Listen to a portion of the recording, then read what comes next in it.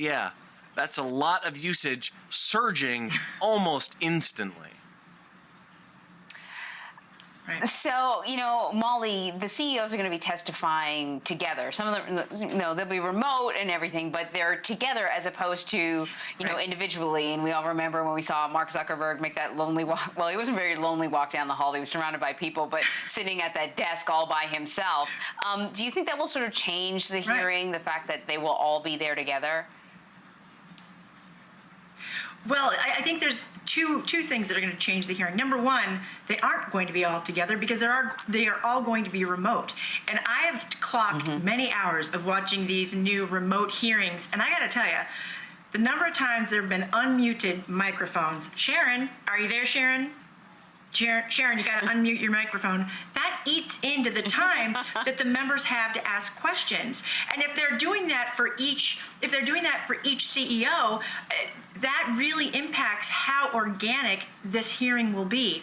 But also, members of the committee did actually want to have these CEOs up individually because each one of these companies represent different lanes. It's social networking, Facebook owning 80-some, apps for social networking. That edges out a lot of competition for other potential social networking sites, right? So that's its own lane.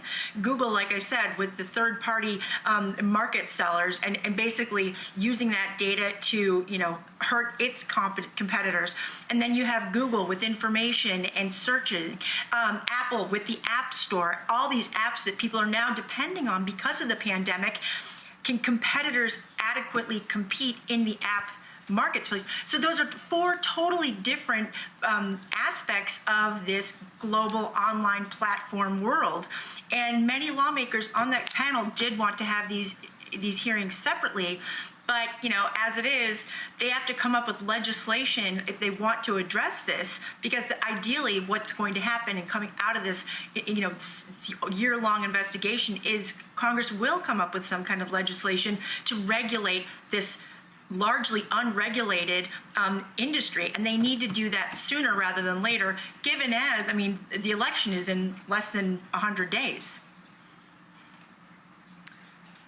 You definitely had a moment, Molly, where our senior producer, Sharon, had a fit in her home studio because she thought you were mentioning her when you said that she was unmuted, or she really did, and especially because one of her kids may have unmuted her microphone at one point, so you definitely freaked her out.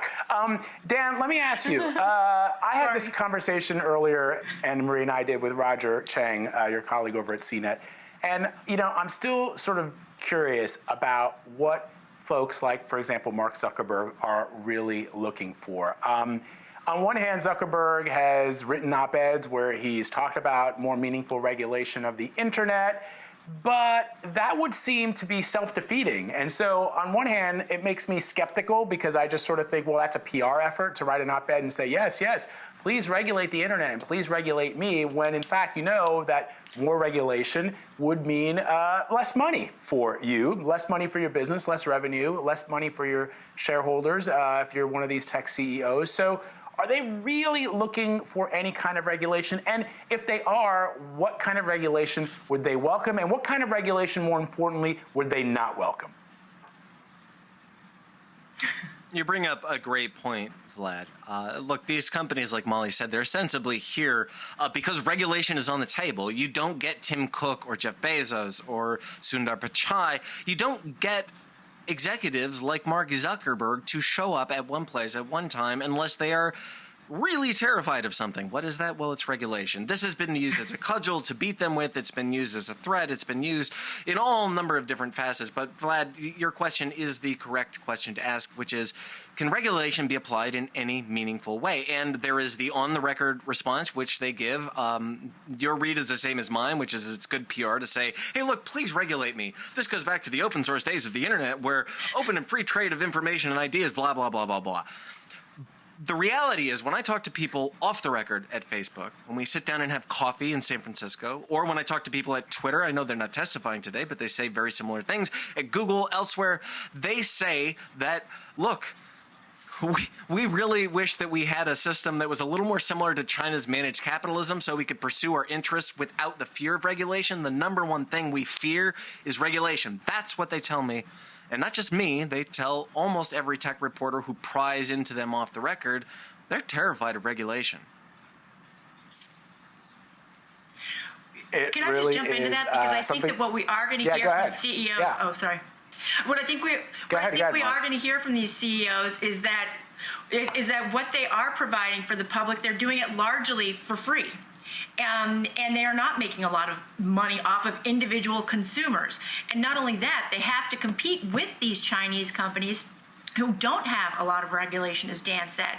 And it's going to be interesting to see how the lawmakers on that panel, which largely have been, unlike most panels, have been bipartisan when it comes to, moving forward with some kind of regulation on this tech industry, how they react to those type of defenses and what lines of questionings is pursued. And again, this is a smaller subpanel, so it will only be about 15 to 17 members asking questions, but they should be detailed. And I anticipate what I've heard from some lawmakers is that these CEOs are going to push back with, well, we have to compete with China and TikTok, and we also are providing our product to consumers for free.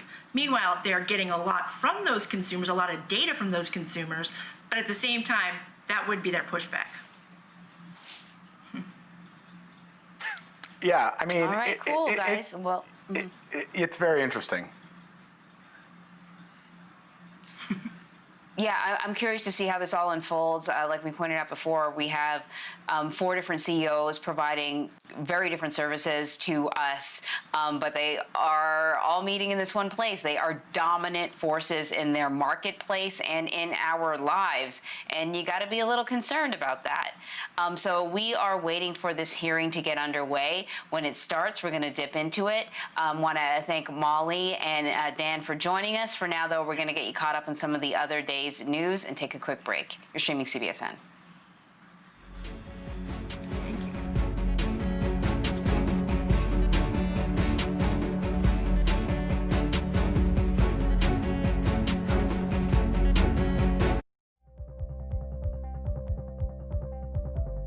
Go to the ends of the earth. Right now. We got something crazy. And reach for the stars. Here we are. Time. Yes, it's my comeback. Hey, this is pretty fun. But wait, there's more. Experience thought-provoking, Welcome to the idea of being a human being. innovative, and truly original reporting. Look through a telescope and go, wow. Because there's always something new under the sun on CBS Sunday morning. COVID has taken the lives of tens of thousands of Americans. Rural areas like this here on Navajo Nation are especially hit hard. 15 to 30% of our Navajo citizens don't have running water. In any indigenous reservation, there is a shortage of physicians. Native Americans are amongst the most vulnerable and hardest hit by COVID. Yeah, the more we lose our elders to COVID-19, the more we lose our language and our way of life. We need to bring awareness to the attention of Washington, D.C. and United States citizens that there is a need to focus on the first citizens of this country.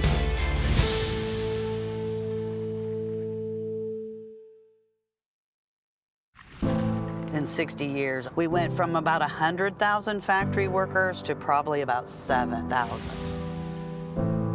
Off in the distance, you can see some factories that are still humming, but most of them are just kind of abandoned.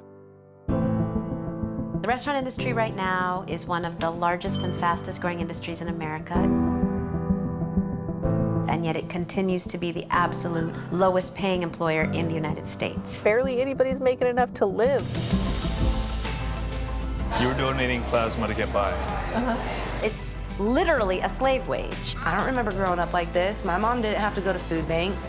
It's pretty sad.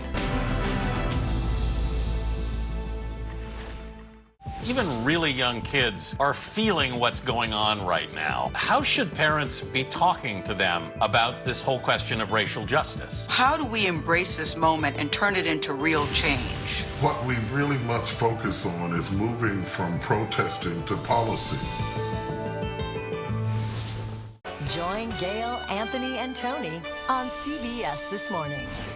CBSN Los Angeles. Get local news, breaking news, anytime, anywhere.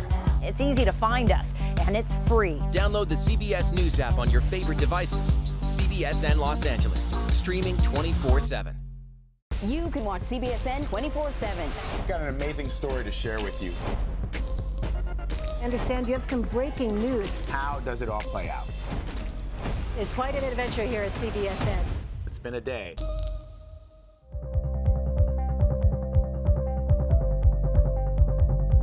President Trump is en route to one of the nation's top coronavirus hotspots as he faces fresh criticism for spreading misinformation about the pandemic. He's traveling to Western Texas today, where he'll visit an oil rig and hold a fundraising event for Republicans and his re-election campaign. This all comes, of course, after White House yesterday. During a briefing, President Trump once again touted an unproven drug and defended retweets about conspiracy theories. Press Secretary Kayleigh McEnany weighed in earlier during an interview on CBS This Morning. So this was part of the president's priority of updating the FBI building, keeping it in D.C., and it's been one of the things that's been mentioned. It's in this bill, and it's a part of one of the president's priorities, and it's been a priority for several months. Yeah, but what's it doing in a coronavirus bill? Well, it's in the bill. The president's made clear that this is what he wants to see. It's not a deal breaker. What the priority here is unemployment benefits, as the president said, and that is the ultimate priority. So the FBI part is one portion, a small portion of what is an overarching bill on COVID, and the priority, as he said yesterday, is those unemployment benefits. All right, so for millions of Americans, knowing whether or not they're going to see a boost in their unemployment next week or next month is really important. That extra $600 runs out now, this week. A lot of people have been unable to pay their rent, and they have been protected so far from being kicked out of their house and home, but we don't know if that's going to last because all those things are still being debated. And now the addition of an FBI, funding for an FBI headquarters. What do you know about this? Well, we know that Senator Mitch McConnell wanted nothing to do with this. When he was asked if this was in the bill, he actually didn't even know. He had to defer to an aide, and when they confirmed that, yes, this $2 billion, $1.8 billion request was insisted on by the White House, Mitch McConnell looked at reporters and said, you should ask the White House why they insisted on this. Now, there, the press secretary said, oh, this is just something the president has wanted. The president also, when he was speaking to reporters a short time ago on the South Lawn, he also said that it's a building that is long needed repairs. No doubt, there are literally pieces of that building falling off. But to our colleague Anthony Mason's point, why would you put this in a coronavirus bill? And moreover, if this has nothing to do with coronavirus, why would you single out this project as a priority when the Justice Department's Office of Inspector General is investigating whether the president tried to improperly influence this project to protect a nearby hotel? The current FBI headquarters is about a block away from the president's Trump Hotel in downtown Washington. For a long time, there's been a plan. I've covered the Justice Department for about 6 years. For a long time, they've been talking about moving that building, which is across from the FBI buildings right across from the Justice Department, moving it out of D.C., where they could build it perhaps a little bit cheaper and selling that real estate. But there is a chance that if they sell that real estate, there could be a hotel built there that would compete with the president's. And Democrats raised questions about whether the president had influenced this decision to try to convince them to rebuild it but not move it. So the Office of Inspector General has opened a confirmed investigation into these questions, but it just raises more questions and concerns about why on earth this was such a priority for the administration that they sort of went around Mitch McConnell, who's leading these negotiations, to insist that this goes in there. It unearths this entire controversy again, and in some ways, as you noted, there are tens of millions of people waiting for these benefits. It just creates another controversy around what should be a very focused economic relief bill for all of the people who have been economically impacted by this pandemic. Yeah, it is surprising to say the very least, Paula. And let me switch gears a little bit and ask you about this. In a new interview with Jonathan Swan at Axios, President Trump says he never pressed Russian President Vladimir Putin on Moscow paying Taliban-linked fighters bounties to kill U.S. troops in Afghanistan. Let me play a bit of that interview. It's It's been widely reported that the US has intelligence indicating that Russia paid bounties or offered to pay bounties to Taliban fighters to kill American soldiers. You had a phone call with Vladimir Putin on July 23rd. Did you bring up this issue? No, that was a phone call to discuss other things, and frankly, that's an issue that many people said was fake news. Who said it was a fake false news? I think a lot of people, if you look at some of the wonderful folks from the Bush administration, some of them, not any friends of mine, were saying that it's a fake issue. But a lot of people said it's a fake issue. There was well, we had a call talking about nuclear proliferation, which is a very big subject, where they would like to do something and so would I. We discussed numerous things. We did not discuss that, no. And you've never discussed it with him? I have never discussed it with him.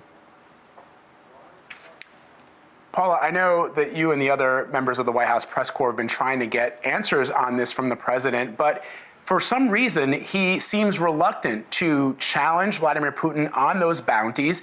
He seems reluctant to explain in the series of phone calls that he had why he didn't bring it up. It's deeply disturbing given that one of the most essential responsibilities of the President of the United States is to protect the lives of U.S. service members wherever they may be. He says to Jonathan Swan they discussed other things. What could be more important than discussing these bounties that it's been reported on that the Russians may have paid Taliban fighters to do on our U.S. troops? What's the significance here?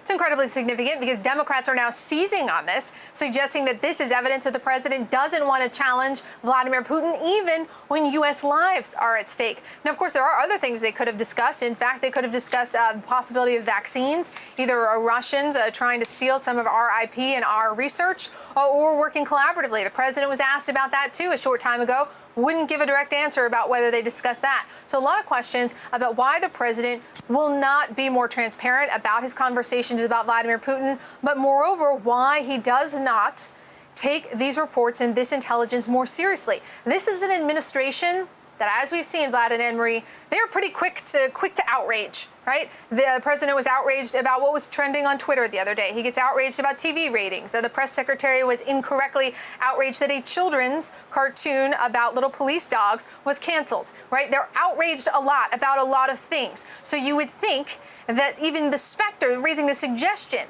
that there could have been bounties on the heads of U.S. soldiers would be something that they would be concerned about, that they would be outraged about. And instead, what we've seen consistently since these reports broke is an effort to tamp this down, an effort to discredit it and dismiss it. And then it took multiple people finally asking the president about this to even get him to admit that he didn't address it. Now, the press secretary has tried to dismiss this as unverified intelligence. But as we talked about earlier in the segment, the president doesn't necessarily vet all of the information that he shares or all of the information that he uses, as evidenced by the fact that he retweeted these videos with false claims and then seemed confused about what the contents was. So something about the explanation that the White House has given for why this has not been directly head-on addressed with Vladimir Putin just does not quite add up. Paula Reed, thank you so much. So a reminder to everyone, if you are interested in watching this fascinating hearing, you can tune in at noon right here on CBSN to watch all the questions from lawmakers and how the tech CEOs respond live from Capitol Hill. Of course, there will be social distancing, so I think a lot of people will be on their computers Skyping in or Zooming in, as it were. So coming up next, though, our spotlight on election 2020. We are going to look at how minority groups, all types of minority groups, African Americans, LGBTQ communities, women, how they are making sure that their voices are heard this time around. That's coming up after the break.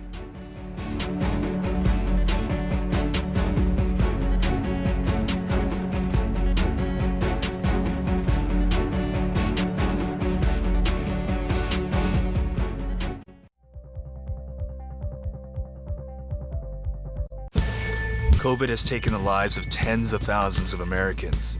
Rural areas like this here on Navajo Nation are especially hit hard. 15 to 30% of our Navajo citizens don't have running water. In any indigenous reservation, there is a shortage of physicians. Native Americans are amongst the most vulnerable and hardest hit by COVID. Yeah, the more we lose our elders to COVID-19, the more we lose our language and our way of life. We need to bring awareness to the attention of Washington, D.C. and United States citizens that there is a need to focus on the first citizens of this country.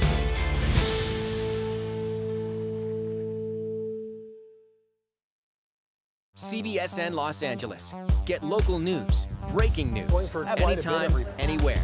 It's easy to find us, and it's free. Download the CBS News app on your favorite devices. CBSN Los Angeles, streaming 24/7. CBSN Pittsburgh, your neighborhood news, streaming 24/7. Anytime, anywhere. Find it on kdka.com and on all your favorite devices.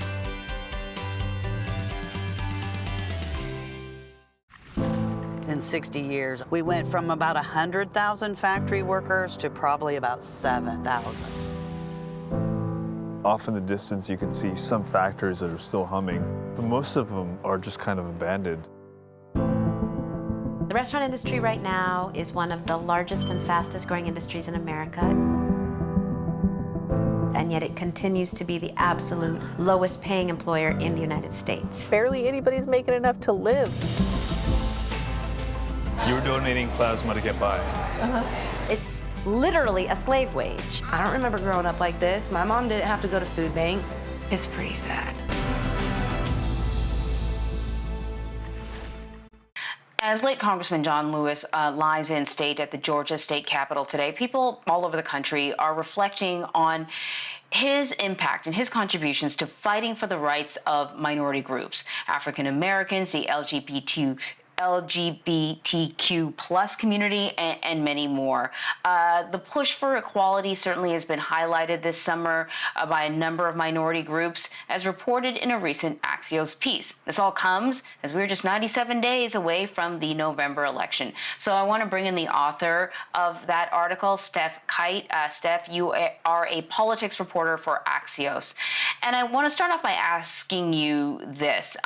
There's been some recent CBS News polling, as well as polling by other organizations, that shows that the support for the Black Lives Matter movement has continued to grow and has grown substantially. Black Lives Matter has been around since Trayvon Martin was killed, and we've certainly seen and heard from them every time there has been an incident that has brought this conversation about racial injustice back to the surface. But right now, for some reason, people are much more open to the message. Why is that? It's a really good question, and one I don't think we will ever fully be able to answer because, of course, the poor treatment of minorities and African Americans in the U.S. has gone on for a very long time. But I think one of the key reasons why we've seen the Black Lives Matter gain the attention and the support that it has over the past few months is, of course, the George Floyd case and the clear picture of abuse that provided the whole world.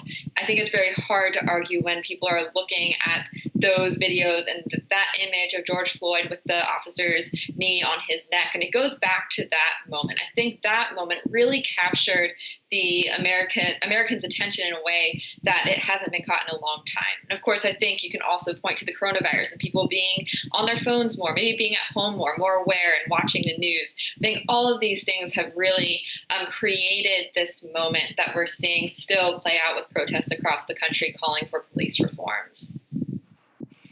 And Steph, you write that issues impacting other minority groups have also come to light during the pandemic and the protests. What did you learn, and what are some of those concerns you can share with the audience? Absolutely. So I spoke to a few advocates for people with disabilities in the U.S. or immigrants in the U.S., Latino groups, and they're all looking at this moment as an opportunity to also push for the reforms that they think need to happen. They think that the energy behind the Black Lives Matter movement is something that they can support. And of course, they're supporting their Black brothers and sisters in the U.S., but they are also saying that we also have issues that need to be confronted. We are also marginalized in these ways. For example, the coronavirus has brought to light issues around absentee voting. That's something that a lot of people with disabilities have been pushing for, easier access to absentee voting. And so the things going on in 2020, the coronavirus and these protests have really highlighted issues that impact various underrepresented groups in the U.S. Another example is the issue of police brutality. A lot of immigration advocates look at the rage against police brutality and say, we also need to address the brutality that's at place with ICE agents, that people should also be concerned about the way that law enforcement is carried out when it comes to immigration. Of course, minority groups are not all the same. There are areas that certainly overlap within groups, but then, other concerns that are more specific, depending on the group that we are talking about. Can we sort of do a little bit of a compare and contrast thing? How the Republicans and the president have dealt with some of these minority group issues versus the Democrats and its leadership. I mean, I think it's frequent enough that we hear the president. He often doesn't miss an opportunity to at least talk about unemployment numbers when it comes to African Americans or Hispanics when it comes to employment numbers. He's certainly aware of the fact that he needs to address some of these needs because he brings it up. But in terms of how both parties have been dealing with these louder voices, what are you seeing? I think it's interesting if you look at the Trump campaign. They clearly see that the demographics of the U.S. are changing. The demographics of the electorate are changing. They need to address that. You've seen him roll out various efforts specifically targeted to different minority groups. He has the Black Americans for Trump group and the Latino Americans for Trump group. And it's clear that he is playing this kind of politics, this kind of identity politics himself, identity politics that he has criticized the left of taking advantage of. So it is clear that the Trump administration sees this as something they have to speak to. As actually this is reported, Trump has looked at ways of addressing police reform, of course, in his own more Republican, more conservative way of doing things. But he does see the energy behind this, and he does know he has to address it. But at the same time, Trump has long been the law and order president. He has been very clear that he wants to maintain that image, even sending federal agents to Portland to tamp down on the protests that he sees as unruly and as getting out of hand. So that's a very different kind of action than we would expect to see from Democrats and people like Joe Biden, who have been much more vocal in their support for the issues that the Black Lives Matter group and other groups have been advocating for. It's interesting, Steph, because as you know, of course, the conversation as we head into the elections has been around who a former vice president will choose as a running mate. And some of the names that have been discussed have different strengths and weaknesses, obviously. And, I wonder, given your reporting and others, for example, Susan Rice is often mentioned as a potential VP candidate, where she brings a lot of strengths in the foreign policy arena. But given all that we are going through, especially in 2020, these societal upheavals that we've seen over the past several months, it feels as if the electorate is more concerned about what's happening here in the United States and not as concerned about what strengths might be bolstered from a Biden candidacy with somebody with foreign policy experience. So I wonder if you're seeing a lot of these societal issues that have been unearthed during the pandemic having an impact on the ballot as we get closer to the election. I certainly think if you look at 2020, that domestic issues are at front and center of most Americans' minds, especially when they'll be heading to the ballot box in November. We have a pandemic that has been worse in the U.S. than any other country. We have an economic collapse that will likely, last for a long time. We have civil unrest. So certainly I think you're right that who Biden picks, people are going to be looking to as someone who cares about the issues impacting Americans at home right now and addressing the issues that we're seeing at the forefront. And so I think you're absolutely right, where, of course, foreign policy is an important element to any presidential campaign and platform. There are more pressing issues in the U.S. right now, and I think Americans are looking very closely at who Joe Biden decides to pick as his running mate to see how they are representative of the country. He has said that he's going to pick a woman, and lots of people are expecting it to be a minority woman to show more representation in the White House. And I think those things are going to matter even more this year than in past years. Steph Kite at Axios. Excellent reporting, Steph. Thank you so much. We appreciate it. Thank you. All right, so up ahead, we're going to take a look back at Attorney General Bill Barr's testimony yesterday in front of Congress. We're going to bring in CBS News legal analyst Kim Whaley to talk about some of the most contentious issues and whether or not some of his testimony may have an impact on this coming election.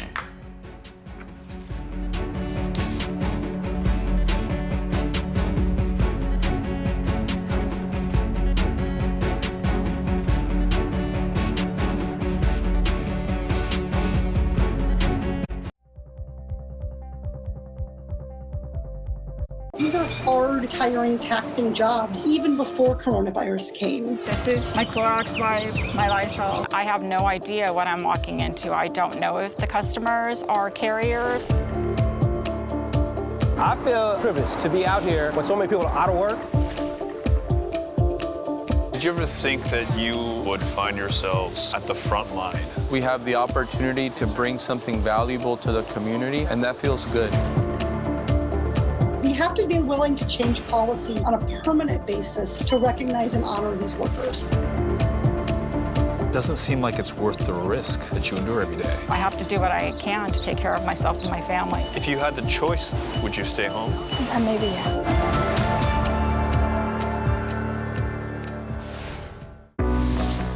The truck is sinking. Devastating flooding has reached catastrophic levels. Rising sea levels are threatening America's coasts. You would have to take that house and put it on stilts 10 feet tall. If the street is filled with salt water, what difference does it make how high you make your house? The concentration of the highest rental rates is exactly where the elevation is highest. This was the evidence to prove that climate gentrification was real. Pay $1,800 in 5 days or you have to leave. Were you scared? Yes.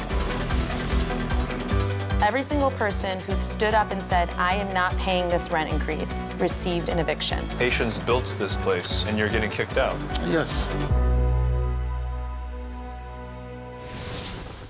The biggest names in politics. Whoa, that's news. Do you think that the president has the authority to send in active duty troops? Face the questions you want answered. Did the CDC let the American people down? Tell me about the decision. When was it made? Who made it? What is the next area that you are concerned about? What does that mean for the risk of reinfection here in the United States? You bring up a very good point, Margaret. Margaret, that's a great question. Face the Nation with Margaret Brennan on CBS. Even really young kids are feeling what's going on right now. How should parents be talking to them about this whole question of racial justice? How do we embrace this moment and turn it into real change? What we really must focus on is moving from protesting to policy. Attorney General William Barr appeared before the House Judiciary Committee yesterday for the very first time, and the hearing quickly became a heated partisan battle. What else would you have expected as Democrats hurled damning accusations at Barr, including defending the president of crimes and using law enforcement to further the president's election campaign? But Republicans were, of course, quick to defend Barr, claiming Democrats were being hypocritical. Kim Whaley is here to give us a recap of yesterday's hearing. Kim is a CBS News legal analyst and a professor of law at the University of Baltimore. We always love talking to you, Kim.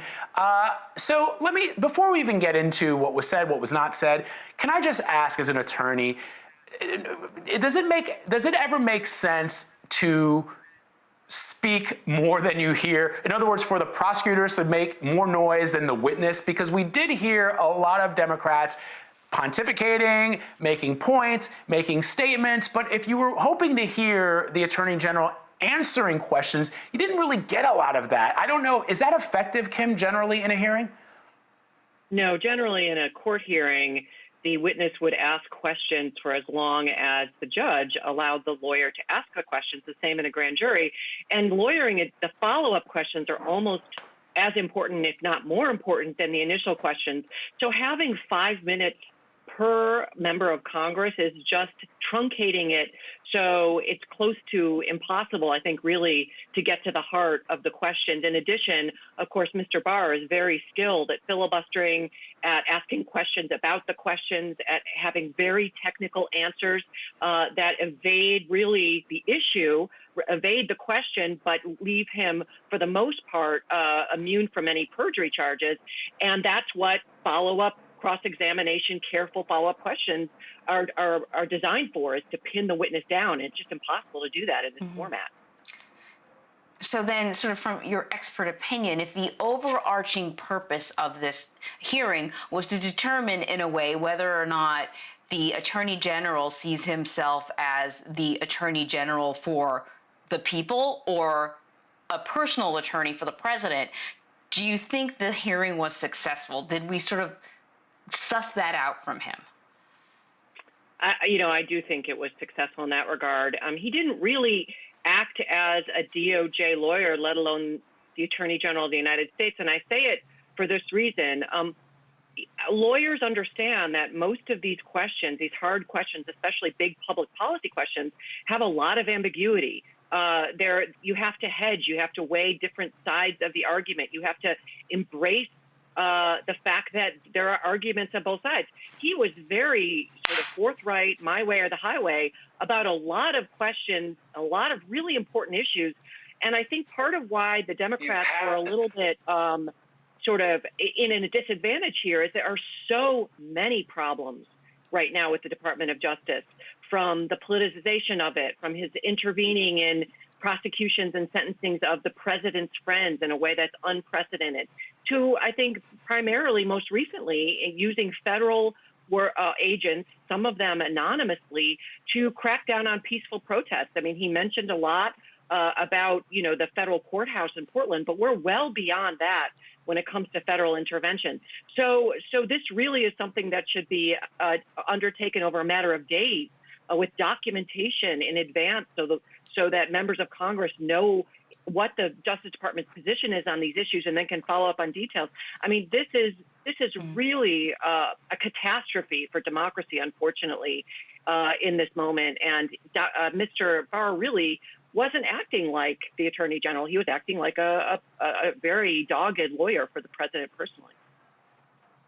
And that's one thing that the Attorney General, probably out of all the accusations that were lobbed at him yesterday, Kim, I'm told by people who've interviewed him, who know him, that's one of the things that irks him the most, that he's seen as a toady, a lackey for the President of the United States. But I want to dig in, and that's probably some of the sound that you heard earlier coming from my computer. I was looking back at some of the moments from the hearing yesterday, and there were a couple of instances where lawmakers did get the Attorney General to at least to say something that did not at least jibe with what he had said before. In particular, I want to go back to a moment where Congressman Eric Swalwell asked him about the president's tweets praising Roger Stone for not having the guts to not testify. But in the Mueller report, which Barr claimed to have reviewed to reach a conclusion that there was no obstruction, Barr said he didn't know anything about the president's tweets. It doesn't seem that would be the case, given what he replied to Eric Swalwell yesterday. Yeah, I mean, that's another concern, frankly, the number of places where he said, I just don't know about that. He should know about that, even if, he could be cross-examined on the point that you just made. But again, an attorney general, just so viewers understand, the attorney general and lawyers in general, particularly in that position, the job is to weigh the pros and the cons. There clearly are two sides of the story when it comes to what's happening in our nation's city with police crackdown and federal intervention. There clearly are two sides of the story with the attorney general intervening after a president's tweet regarding Roger Stone to basically turn his back on line prosecutors. There clearly are two sides of the story. Eric Swalwell asked about the pardon of Mr. Stone and how Attorney General Barr said that would be illegal to do a quid pro quo for a pardon in exchange for Mr. Stone's silence. And when asked, is this something the Department of Justice is looking into, he said, why should I, or something in that regard, as if that's a crazy concept. It's not a crazy concept, because the Attorney General is there to represent all aspects of American life from the criminal justice standpoint, not just the president. So it doesn't really, it doesn't take a lot but your own logic to see that this person was there to defend the president under any circumstances in light of any facts and even some legal principles. Some people might say that's okay, but at the end of the day, this is the office of the Attorney General we're talking about, and we will have new presidents in the position of the White House. To politicize that office, where that person is setting a new standard that he no longer works on behalf of the American people, but he works as a political sort of attack dog for the human being who's in that office. That's very dangerous for the rule of law and for the independence of the Justice Department and for fairness in terms of how our federal justice system is implemented. Let's talk about this business of systemic racism. the Attorney General said that he did not believe that there was systemic racism in police departments across the country. And like a good lawyer, he picked his words with a specific intent in mind. I want to play what he had to say, and then we're going to talk about it on the back end. I think it would be an oversimplification to treat the problem as rooted in some deep-seated racism generally infecting our police departments.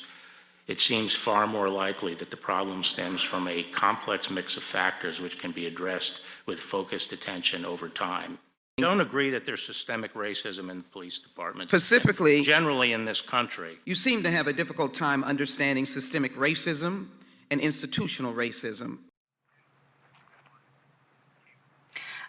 Okay, so Kim, there is a nationwide conversation about police reform. What can we do? Do we need strong new legislation?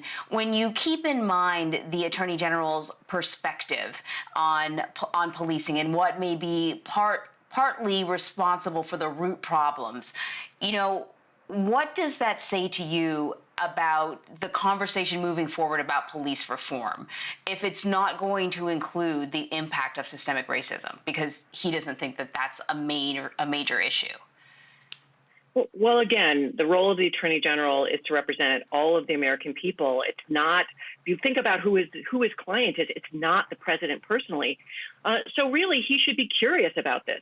He should ask himself, wow, is the fact that there are 6 or 7 times the number of African-American males in our federal prison system than there are white males, or the national prison system, does that tie in part to problems in the policing? Remember, people go to jail because they're arrested. They're arrested by police officers. African-American males are a minority population across the country, but a vast majority in our prison system. So that should be a data point where the Attorney General says, I wonder if this is an issue. People really care about it. Let's look at this. Let's do some more investigative work. There hasn't been a national database around some of these issues since the early 2013, 2015. This is something that is under investigated, under researched, under reported.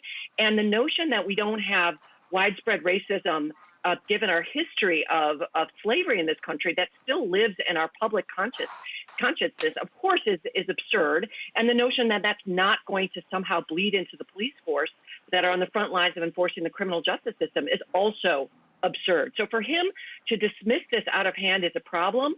I think people need to think about November and not just voting for president and somebody who's going to have people in these positions that are neutral in terms of paying attention to facts, law, implementing policy in a way that's consistent or fair across the board to all constituencies, but also ask ourselves, who do we want in Congress? Do we want moderates that are going to reach across the aisle and pass legislation that addresses these things? Because frankly, Anne-Marie and Vlad, my position is let's just take stuff off the table for Americans to fight each other about. There are enough issues that to pick these fights over these issues that are really so obvious in need of attention, that's really problematic that this Attorney General is, again, pretending that these aren't gray areas. They're clearly gray areas.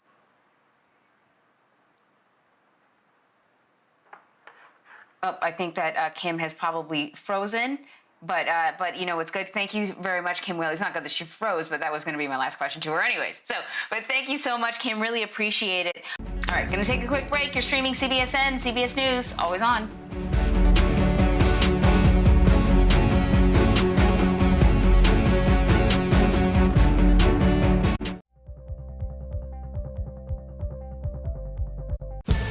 COVID has taken the lives of tens of thousands of Americans. Rural areas like this here on Navajo Nation are especially hit hard. 15 to 30% of our Navajo citizens don't have running water. In any indigenous reservation, there is a shortage of physicians.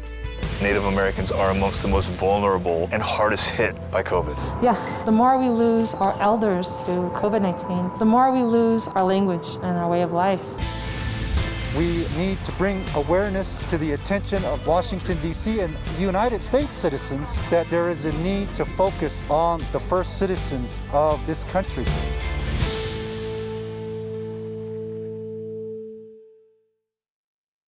CBSN Los Angeles. Get local news, breaking news, anytime, anywhere.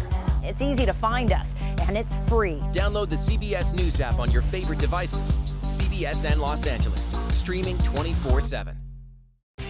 CBSN Pittsburgh, your neighborhood news, streaming 24/7. Anytime, anywhere. Find it on kdka.com and on all your favorite devices.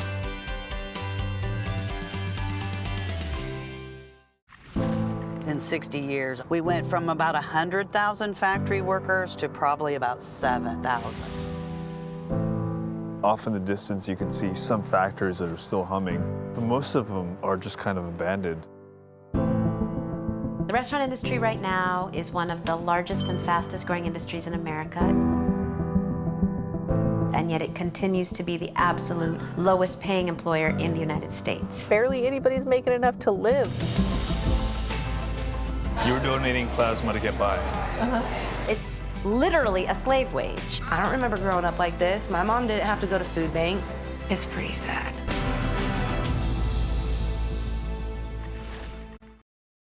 Presented by U.S. Bank. Turn your new inspiration into your next pursuit.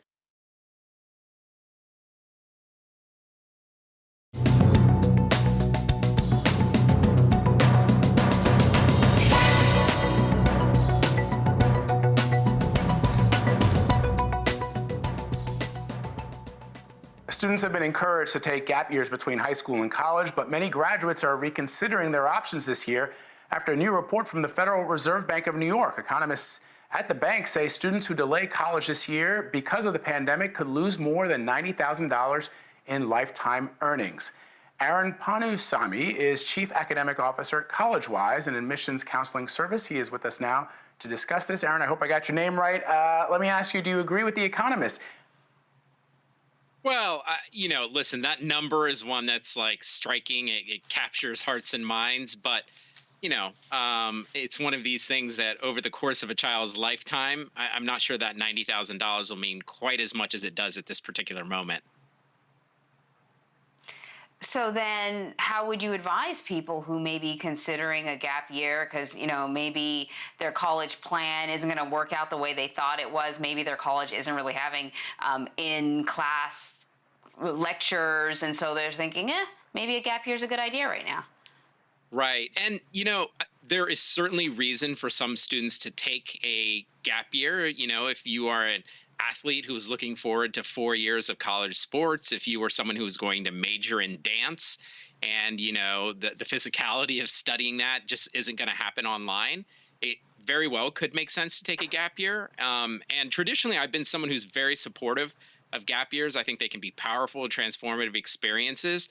The challenge, when we're in shelter in place, there's a pandemic, is what would you do that's purposeful, meaningful during this gap year? And so I think colleges will actually provide a more structured opportunity for students to spend their time in a kind of thoughtful, meaningful way.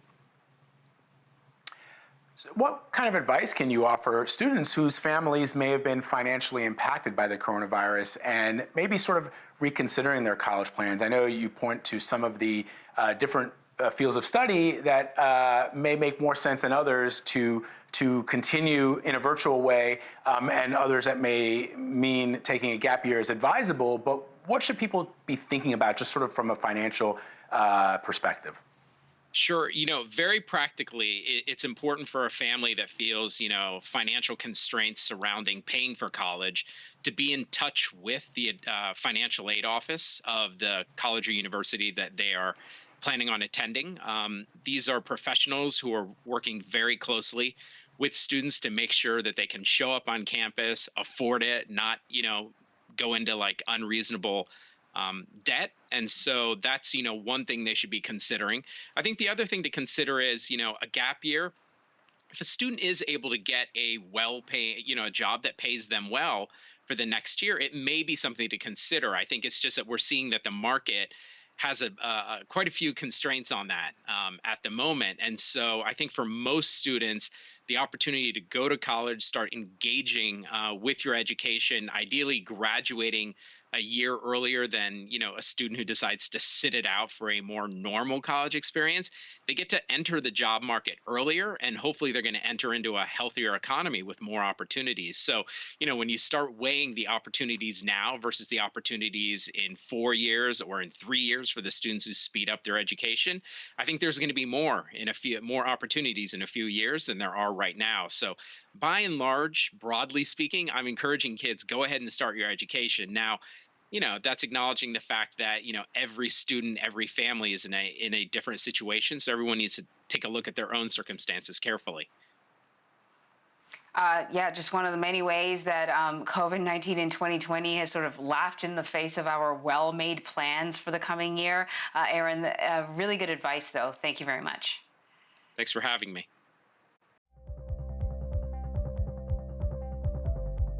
Go to the ends of the earth. Right now. We got something crazy. And reach for the stars. Here we are. Time. Yes, it's my comeback. Hey, this is pretty fun. But wait, there's more. Experience thought-provoking, Welcome to the idea of being a human being. innovative, and truly original reporting. Look through a telescope and go, wow. Because there's always something new under the sun on CBS Sunday morning. COVID has taken the lives of tens of thousands of Americans. Rural areas like this here on Navajo Nation are especially hit hard. 15 to 30% of our Navajo citizens don't have running water. In any indigenous reservation, there is a shortage of physicians. Native Americans are amongst the most vulnerable and hardest hit by COVID. Yeah, the more we lose our elders to COVID-19, the more we lose our language and our way of life. We need to bring awareness to the attention of Washington, D.C. and United States citizens that there is a need to focus on the first citizens of this country.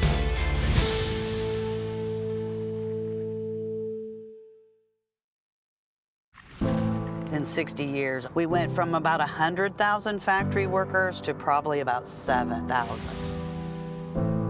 Off in the distance, you can see some factories that are still humming, but most of them are just kind of abandoned. The restaurant industry right now is one of the largest and fastest growing industries in America. And yet it continues to be the absolute lowest paying employer in the United States. Barely anybody's making enough to live. You're donating plasma to get by. It's literally a slave wage. I don't remember growing up like this. My mom didn't have to go to food banks.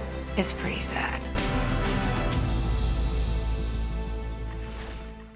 Even really young kids are feeling what's going on right now. How should parents be talking to them about this whole question of racial justice? How do we embrace this moment and turn it into real change? What we really must focus on is moving from protesting to policy. Join Gail, Anthony, and Tony on CBS This Morning. CBSN Los Angeles. Get local news, breaking news, anytime, anywhere. It's easy to find us, and it's free. Download the CBS News app on your favorite devices. CBSN Los Angeles, streaming 24/7. You can watch CBSN 24/7. I've got an amazing story to share with you. I understand you have some breaking news. How does it all play out? It's quite an adventure here at CBSN. It's been a day.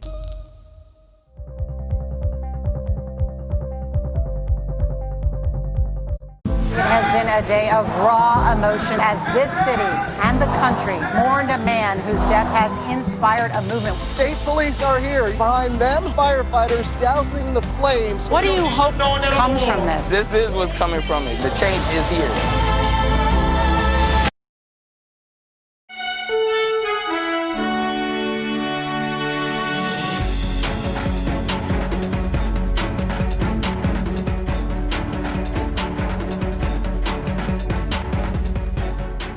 Hello, everyone. I'm Lana Zach. Thank you for joining us. We're awaiting the start of testimony from 4 of the world's most influential and powerful CEOs. Amazon's Jeff Bezos, Apple's Tim Cook, Google CEO Sundar Pichai, and Facebook's Mark Zuckerberg are all appearing remotely on Capitol Hill today, where they are giving testimony before the House Judiciary Antitrust Subcommittee. The unprecedented joint testimony is part of a congressional antitrust probe into the 4 technology giants and then the role that they each play in dominating the marketplace. Together, the 4 companies are worth an estimated $5 trillion. But they have been accused of stifling their competition in order to achieve such success. And as soon as that hearing gets underway, we'll bring it to you live.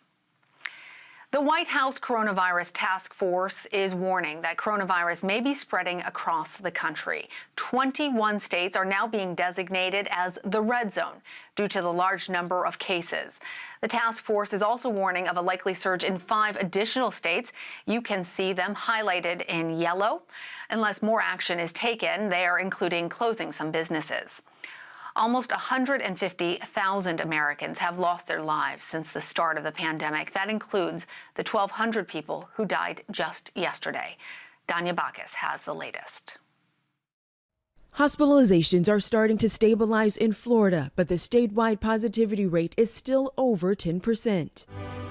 In Brevard County, Florida, nearly 300 Bayside High School graduates, including Jocelyn Puma, have been advised to quarantine after someone tested positive at a high school graduation Saturday. I was extremely devastated. I brought my grandparents there. My mother was there. Florida is one of 21 states the White House Coronavirus Task Force has designated as a red zone because of its high number of cases. The task force is warning 5 nearby states could be next. We're talking about the states that are starting to see a little bit curve upward. They've really got to jump all over that, because if they don't, then you might see the surge that we saw in some of the other southern states. The task force is recommending those states adapt measures, including universal mask wearing and shutting down one key business. Close the bars.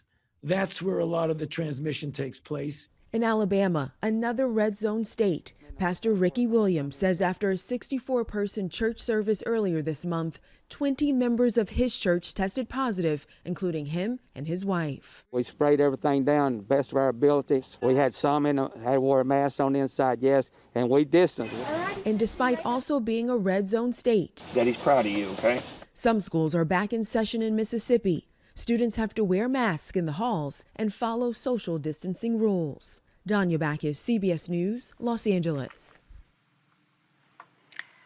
President Trump is again contributing to conspiracy theories about the coronavirus. At his press briefing on Tuesday, he defended his retweet of a video falsely alleging that masks don't work to prevent the spread of COVID-19. He also touted the drug hydroxychloroquine, which is not proven to be effective against the virus. CBS News White House correspondent Paula Reed has the latest on this misinformation coming from the White House. President Trump was back to his usual ways at Tuesday's press briefing, sparring with reporters and pushing the controversial drug hydroxychloroquine. I think it's become very political. I happen to believe in it. I would take it. As you know, I took it for a 14-day period, and I'm here, right? But his own FDA cautions against using the drug to treat COVID, warning of serious heart rhythm problems. The president also defended his decision to retweet this video, which promotes the drug. We're America's frontline doctors. Twitter, Facebook, and YouTube all deleted the video for making false claims about COVID, including that there's a cure for the virus and that masks are not necessary, neither of which are true and contradict the administration's own guidance. I think they're very respected doctors. There was a woman who was spectacular in her statements about it. Actually used to these medications. But that woman has also made videos saying things like, doctors make medicine using DNA from aliens. I thought her voice was an important voice, but I know nothing about her. The president also retweeted an attack on Dr. Fauci, but he continues to insist the two have a great relationship. He's got a very good approval rating, and I like that. Even as he wondered aloud why he wasn't as popular as the top doctor. Dr. Fauci and Dr. Birx also highly thought of, and yet they're highly thought of, but nobody likes me. It can only be my personality. The Trump administration says that they will reject all initial applications for DACA, despite a Supreme Court ruling protecting the Obama-era immigration program. The White House also plans to limit renewals for so-called dreamers who were brought to the United States as children. Doing so could open up more than 640,000 people for deportation as their protection expires. Back in June, the Supreme Court blocked the Trump administration's efforts to dismantle DACA. The president has made eliminating the broadly popular program that has support of Republicans as well as Democrats a priority of his administration. Joe Biden says that he is close to choosing a running mate. The presumptive Democratic nominee told reporters in Delaware he will make his VP pick next week. CBS News political correspondent Ed O'Keefe was there, and he has the latest on the campaign. It was clear Tuesday that Joe Biden came prepared to answer questions about Senator Kamala Harris. A photographer caught this image of Biden's notes that mentioned the senator, including lines like "do not hold grudges" and "great respect for her." But besides reiterating his August timeline, Biden didn't share any details about who he's favoring. I'm not prepared to say much more than that. Instead, he focused his attention on the pandemic, sharply criticizing President Trump. He's shown that he can't beat the pandemic and keep you safe. And spending most of his time detailing how his economic recovery plan would address racial inequities. My Build Back Better plan would make sure families in these communities are the ones who benefit from the hundreds of billions of dollars in federal investment. Biden's plan would set aside $30 billion for a small business opportunity fund to help Asian, Black, Latino, and Native American business owners. And it would aim to have at least 15% of the federal government's contract spending on goods and services be with minority-owned firms. We also asked Biden what he makes of plans to reopen schools and restart pro sports. I think that there are guidelines that have to be made much more specific by the CDC. They should let the scientists speak. Let the scientists speak. Should there be sports right now, though? It's probably not going to be able to happen based on what the leagues themselves are saying. Back to that VP pick for a second. In addition to Senator Kamala Harris, other names in the mix include Senators Tammy Duckworth and Elizabeth Warren, Congresswomen Val Demings and Karen Bass, and former Barack Obama National Security Advisor Susan Rice. Ed O'Keefe, CBS News, Washington.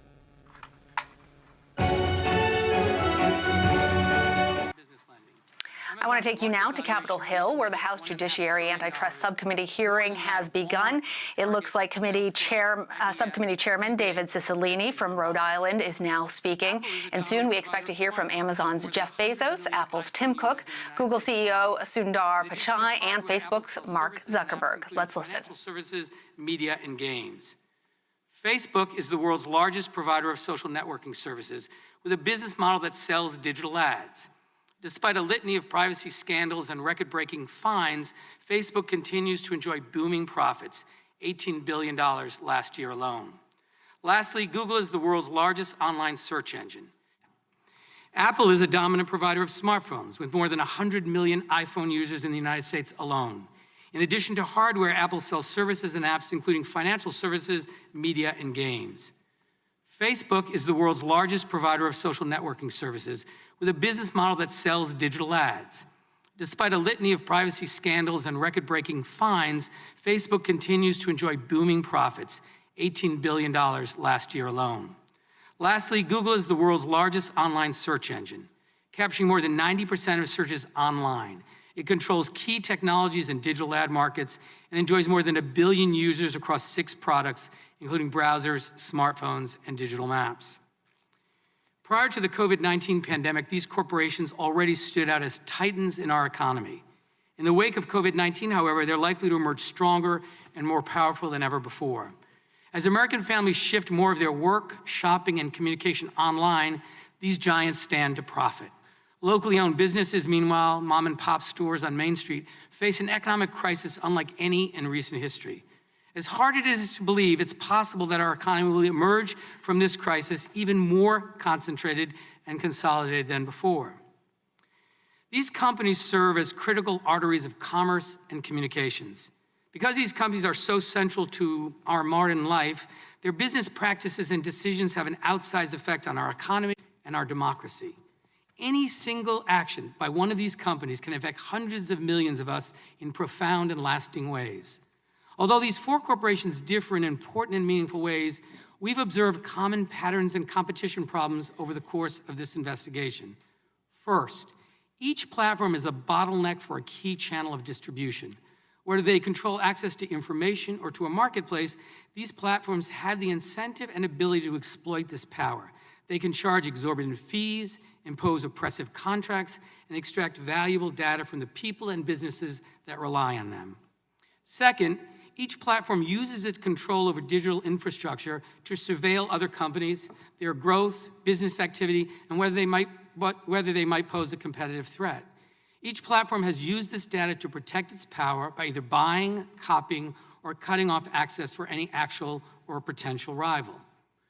Third, these platforms abuse their control over current technologies to extend their power, whether it's through self-preferencing, predatory pricing, or requiring users to buy additional products. The dominant platforms have wielded their power in destructive, harmful ways in order to expand. At today's hearing, we'll examine how each of these companies has used this playbook to achieve and maintain dominance and how their power shapes and affects our daily lives. So why does this matter? Many of the practices used by these companies have harmful economic effects. They discourage entrepreneurship, destroy jobs, hike costs, and degrade quality. Simply put, they have too much power. This power staves off new forms of competition, creativity, and innovation.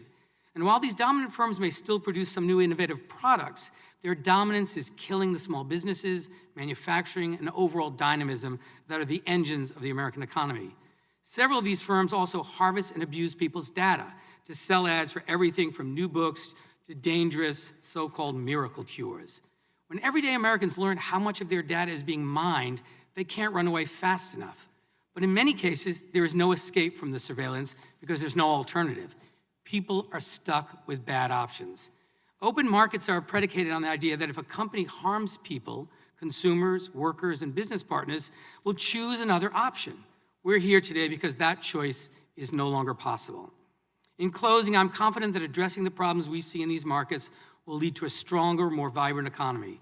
Because concentrated economic power also leads to concentrated political power, this investigation also goes to the heart of whether we, as a people, govern ourselves or whether we let ourselves be governed by private monopolies. American democracy has always been at war against monopoly power. Throughout our history, we've recognized that concentrated markets and concentrated political control are incompatible with democratic ideals. When the American people confronted monopolists in the past, be it the railroads or the oil tycoons or AT&T and Microsoft, we took action to ensure no private corporation controls our economy or our democracy. We face similar challenges today. As gatekeepers of the digital economy, these platforms enjoy the power to pick winners and losers, to shake down small businesses, and enrich themselves while choking off competitors. Their ability to dictate terms, call the shots, upend entire sectors, and inspire fear represent the powers of a private government.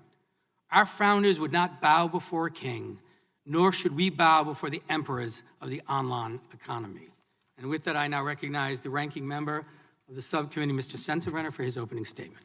Thank you, Mr. Chairman. I want to thank the CEOs for quickly working with the subcommittee to appear today. The memorial service for John Lewis on Monday required our attention. However, this hearing is vital to our oversight work, and I appreciate your flexibility. Throughout my long time in Congress, I have prioritized oversight as one of our seminal responsibilities. Part of that responsibility is to periodically review the effectiveness of our laws. And I think it's a good and timely thing that we are now turning our attention to technological innovations, which brings us to all of your companies. Our country stricken by a pandemic becomes a dramatic illustration of the extraordinarily reliance Americans have on technological innovations. In these unexpected and unprecedented times, your companies have provided innovations so our nations can meet a myriad of our daily needs. The delivery of groceries, virtual visits with doctors, connecting socially distant families, or keeping our small and large businesses connected. With that responsibility comes an increased scrutiny of your dominance in the marketplace. I want to reiterate something I've said throughout this investigation. Being big is not inherently bad.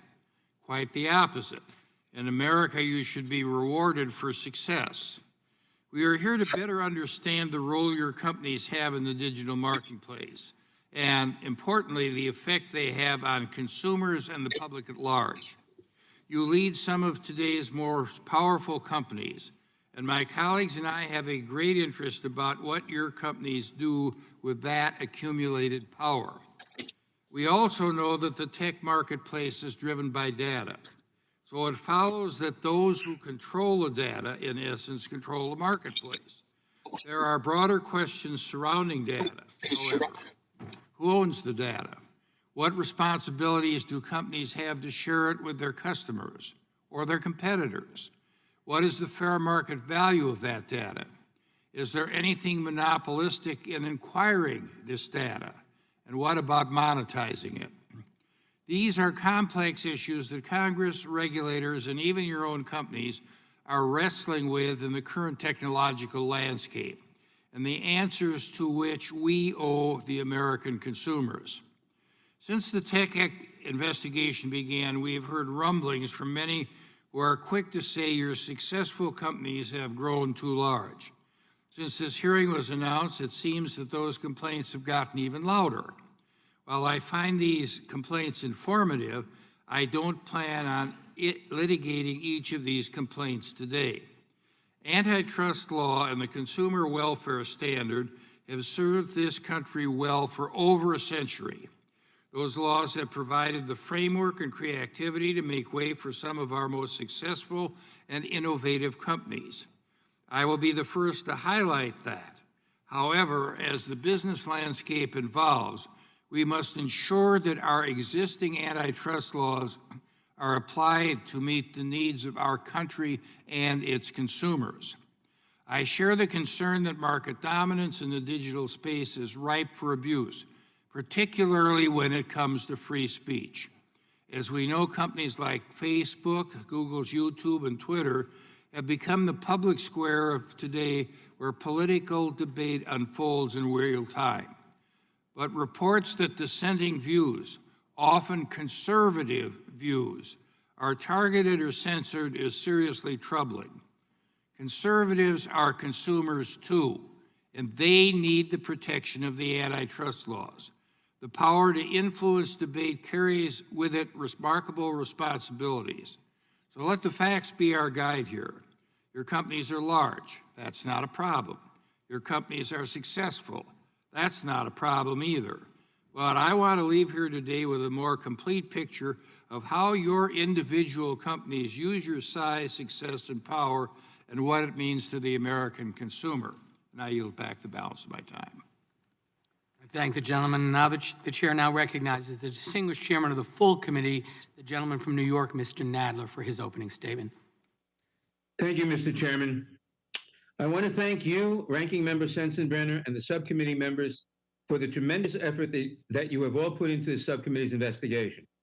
I appreciate your calling this hearing today so that we can hear directly from the leaders of Amazon, Apple, Facebook, and Google, and I look forward to an important dialogue. Today, it is effectively impossible to use the internet without using, in one way or another, the services of these four companies. I have long believed, with Thomas Jefferson and Louis Brandeis, that concentration of power in any form, especially concentration of economic or political power, is dangerous to a democratic society. That is why we must examine these and other companies that play a dominant role in our economy and in our society, and ensure that our antitrust laws give enforcers the tools they need to preserve a healthy marketplace. These principles have guided this committee's year-long investigation into competition in digital markets, and they are the lens through which I approach today's hearing. The open internet has delivered enormous benefits to Americans, including a surge of economic opportunity, massive investment, and new pathways for education online. But there is growing evidence that a handful of corporations have come to capture an outsized share of online commerce communications. From providing the dominant search platform, retail platform, and online messaging platform, to providing the underlying mapping services and cloud computing on which hundreds of thousands of other businesses rely, these dominant platforms now comprise the essential infrastructure for the 21st century. By virtue of controlling essential infrastructure, these companies have the ability to control access to markets.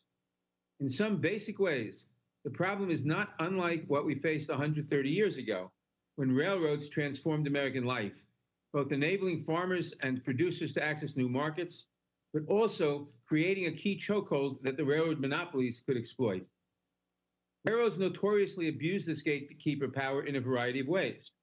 They charge tolls, extorting the producers reliant on their rails.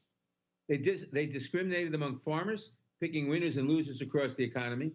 And by expanding into lines of business that competed directly with producers, they could use their dominance in transportation to favor their own services. These tactics by the railroads spurred fury and despair across the country. Congress initiated investigations to document these problems and enacted legislative solutions to halt and outlaw these anti-competitive practices in the railroad industry and other industries dominated by unregulated monopolies and trusts. Importantly, congressional oversight and legislative reforms during this period did not prevent or encumber the inexorable arrival of new technology or human progress. Instead, Congress recognized that these powerful new technologies had reshaped the balance of power in our economy, and that it was the role of Congress to ensure that the new monopolists could not abuse their power. Today, the digital economy poses similar challenges. While the underlying technology is dramatically different, of course, new digital intermediaries have the ability to control access to critical markets.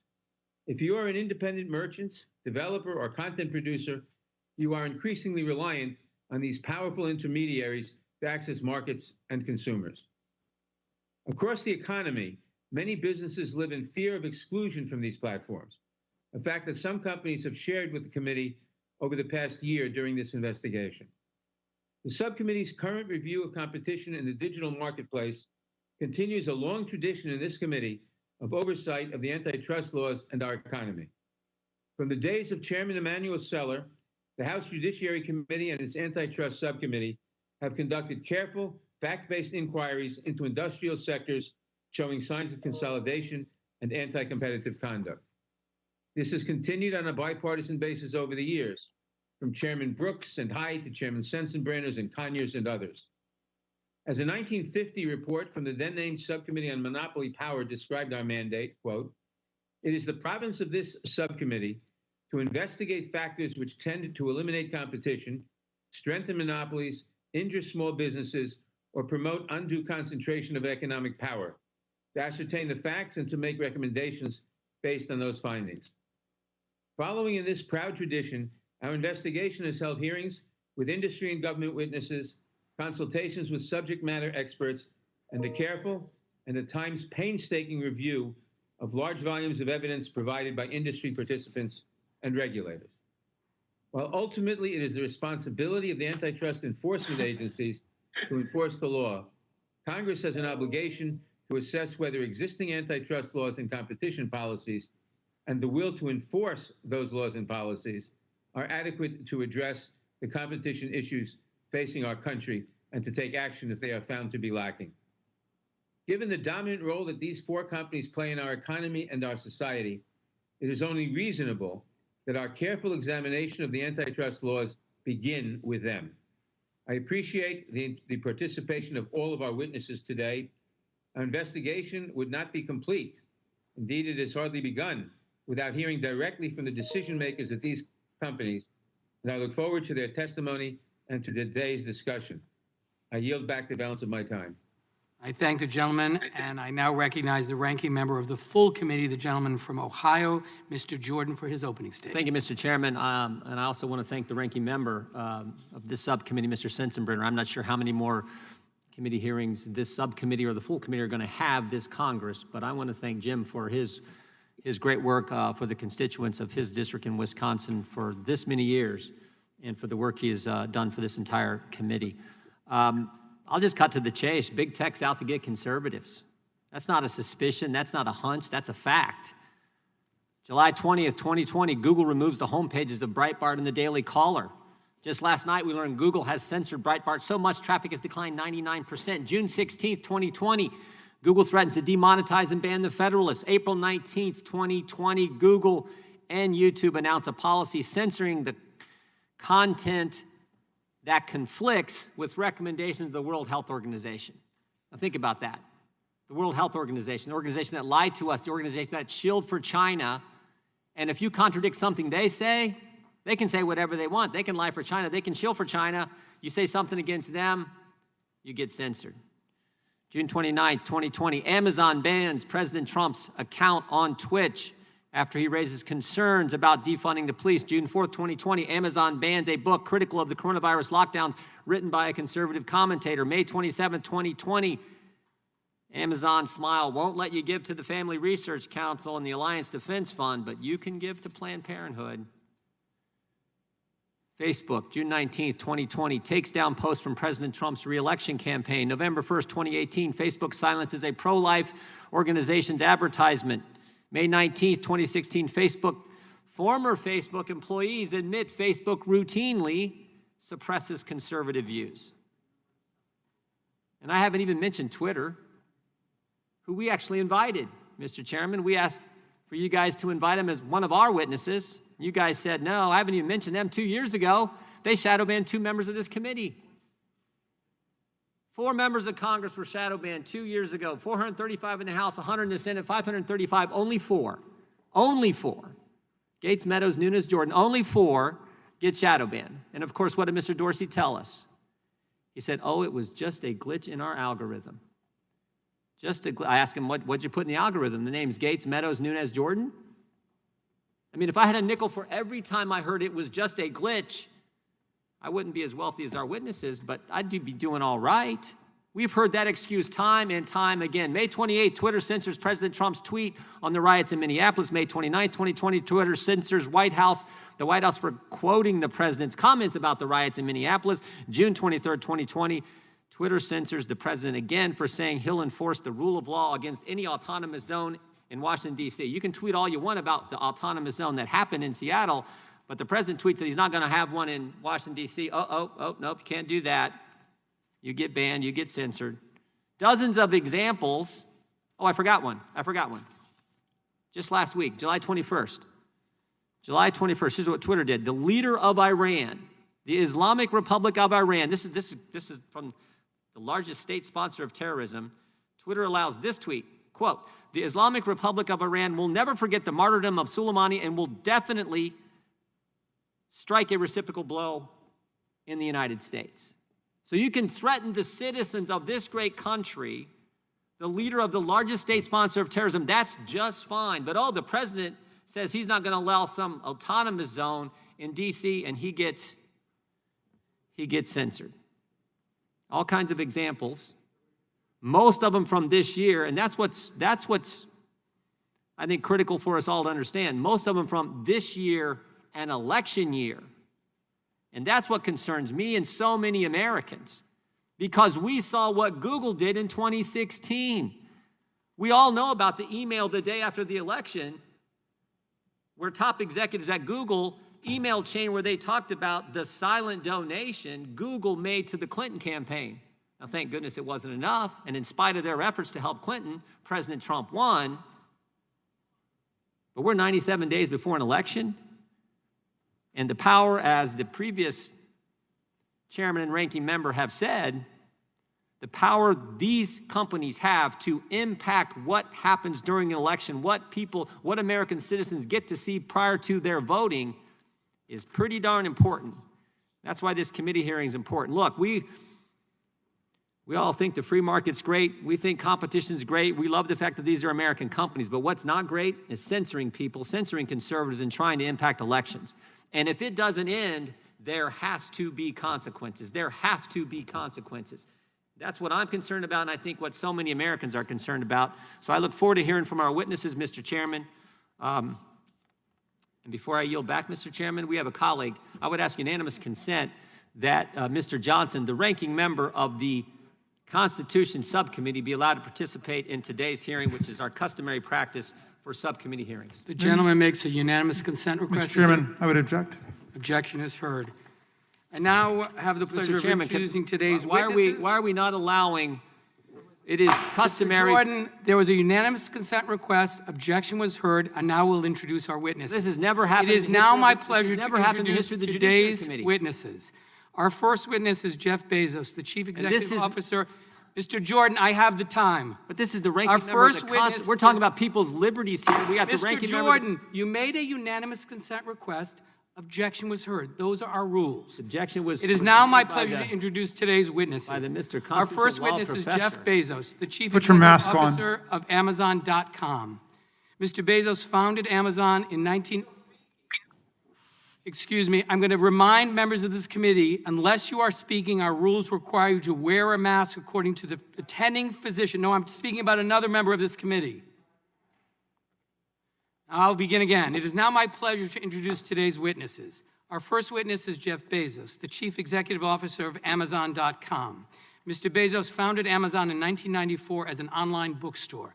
Since then, Amazon has grown to be the largest online retailer on the internet. Mr. Bezos has also oversees his company's expansion into areas including cloud computing, digital streaming, and artificial intelligence. Mr. Bezos received his Bachelor's of Science from Princeton University. Our second witness, Sundar Pichai, is the Chief Executive Officer of both Alphabet and its subsidiary Google. Mr. Pichai joined Google in 2004 and has helped manage a number of successful products, including Google Chrome, Gmail, and the Android operating system. Mr. Pichai also oversaw the company's popular search products. Prior to his time at Google, Mr. Pichai worked in management consulting at McKinsey. Mr. Pichai received a degree in metallurgical engineering from the Indian Institute of Technology, a master's degree from Stanford University, and an MBA from the Wharton School of the University of Pennsylvania. Our third witness is Tim Cook, the Chief Executive Officer of Apple. Mr. Cook joined Apple in 1998 and served as its Chief Operational Officer under Steve Jobs. In 2011, Mr. Cook was named CEO. While at Apple, he has overseen their expansion into new markets through the launch and developments of products and services like Apple Pay, Apple Watch, iCloud, Apple Card, and HomePod. Prior to joining Apple, Mr. Cook served as the Director of North American Fulfillment for IBM. Mr. Cook received a Bachelor of Science from Auburn University and an MBA from Duke University's Fuqua School of Business. The last witness at today's hearing is Mark Zuckerberg, founder, chairman, and CEO of Facebook. Mr. Zuckerberg initially launched Facebook in order to help connect college students at his school more easily. Since then, the company has grown into the world's largest social media platform with 1.7 billion global daily active users. Mr. Zuckerberg attended Harvard University before leaving to focus full-time on developing Facebook. We welcome all of our distinguished witnesses and thank them for participating in today's hearing. And now we'll begin by swearing you in.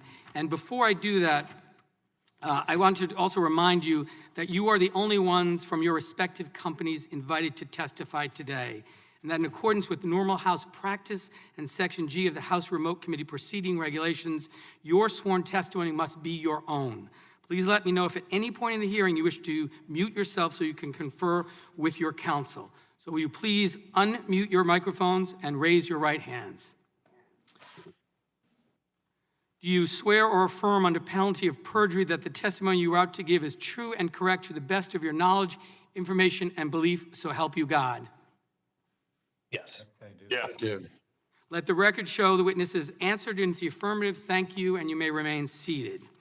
Please note that your written statements will be entered into the record in their entirety. Accordingly, I ask that you summarize your testimony in 5 minutes. To help you stay within that time, there is a timing light in WebEx. When the light switches from green to yellow, you have 1 minute to conclude your testimony. When the light turns red, it signals your 5 minutes have expired. Mr. Bezos, you may begin. Thank you, Chairman Cicilline, Ranking Member Sensenbrenner, and members of the subcommittee. I was born into great wealth, not monetary wealth, but instead the wealth of a loving family, a family that fostered my curiosity and encouraged me to dream big. My mom, Jackie, had me when she was a 17-year-old high school student in Albuquerque. Being pregnant in high school was not popular. The school tried to kick her out, but she was allowed to finish after my grandfather negotiated terms with the principal. She couldn't have a locker, no extracurriculars, and couldn't walk across the stage to get her diploma. She graduated, and was determined to continue her education, so she enrolled in night school, bringing me, her infant son, to class with her throughout.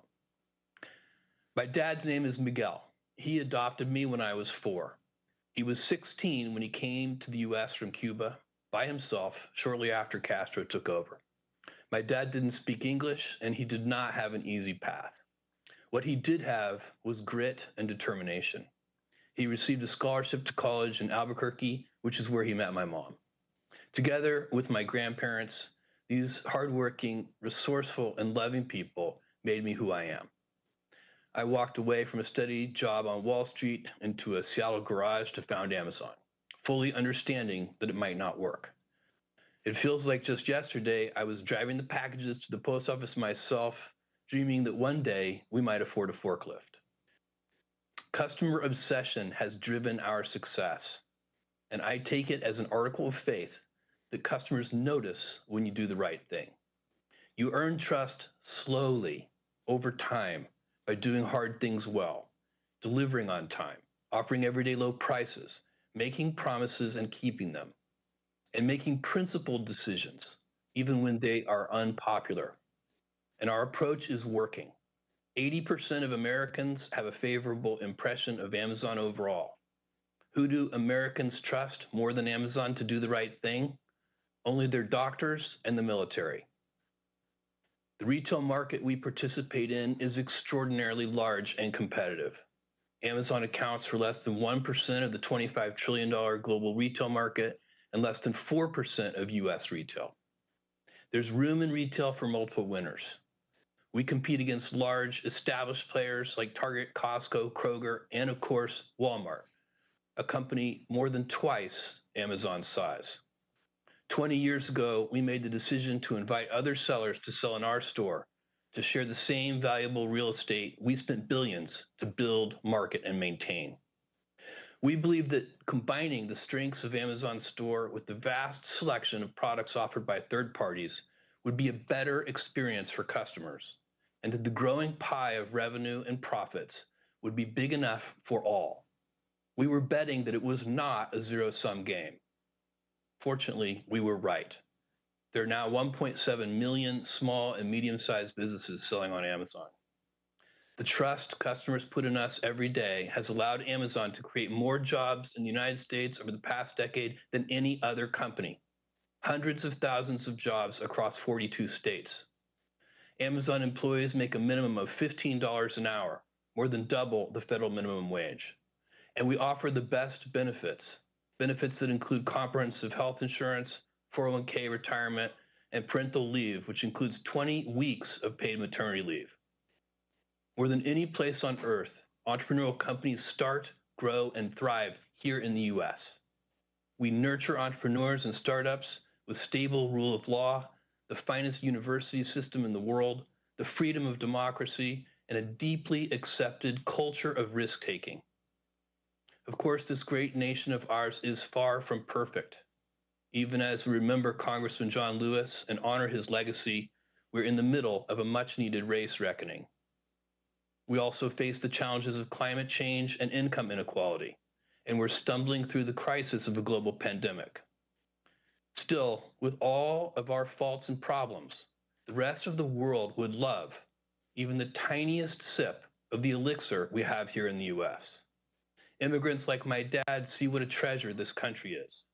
They have perspective and often can see it even more clearly than those of us who were lucky enough to be born here. It is still day one for this country, and even in the face of today's humbling challenges, I have never been more optimistic about our future. I appreciate the opportunity to appear before you today, and I'm very happy to take your questions. Thank you, Mr. Bezos. Mr. Pichai, you are now recognized for 5 minutes. Thank you, Mr. Chairman, Ranking Member Sensenbrenner, and members of the subcommittee.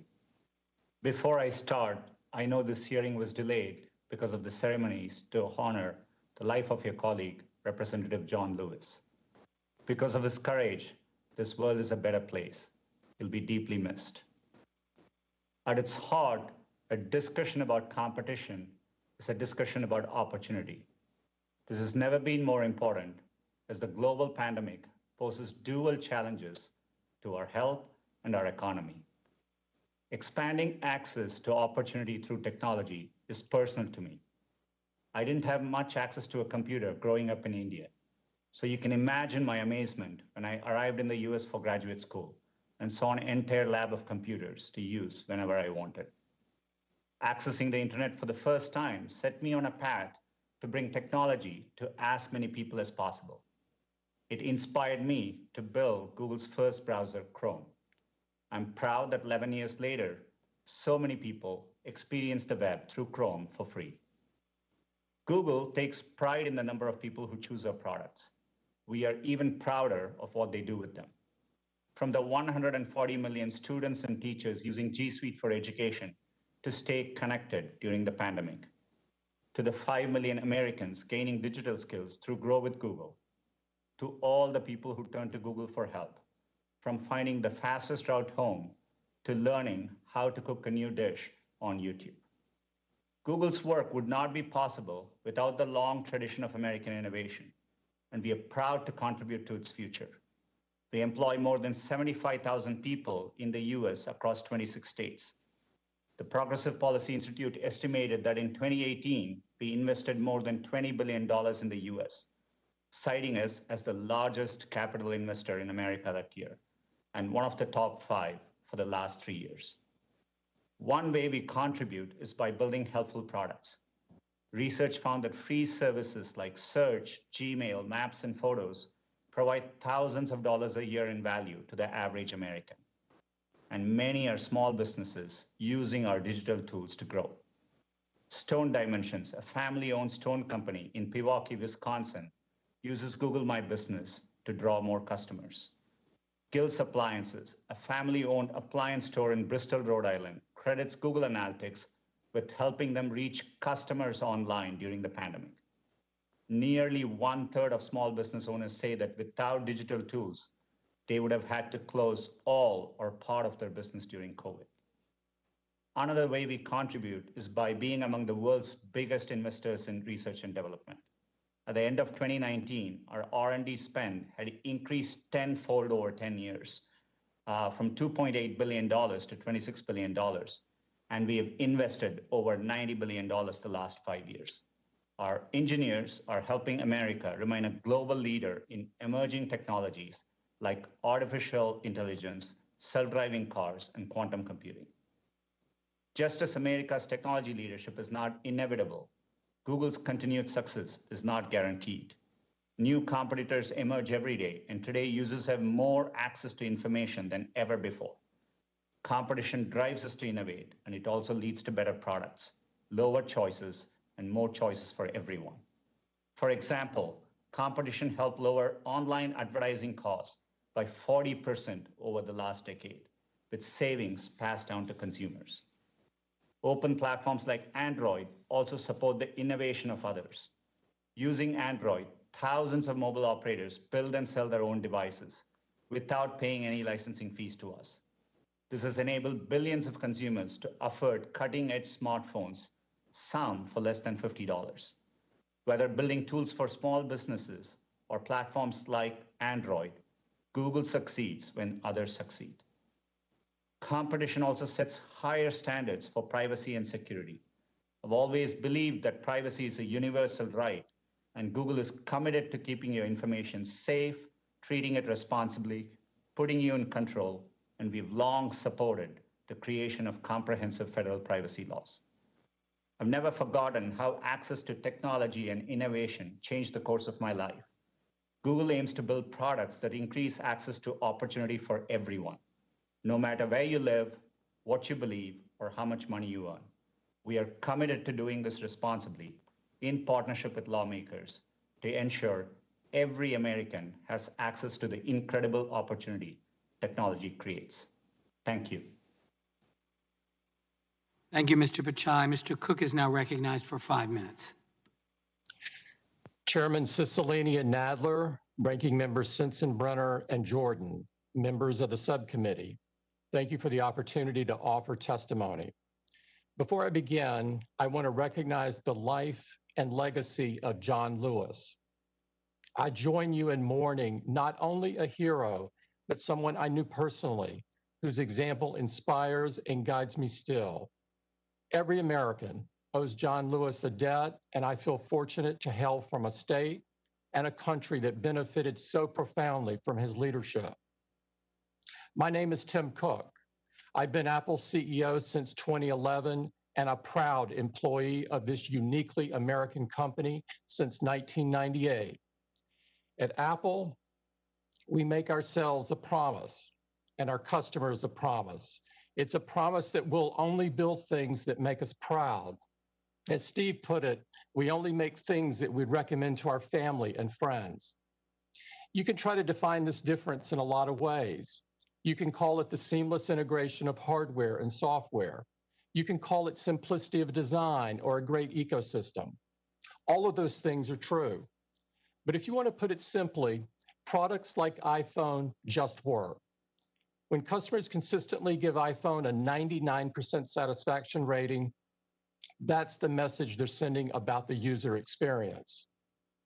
But we also know that customers have a lot of choices and that our products face fierce competition.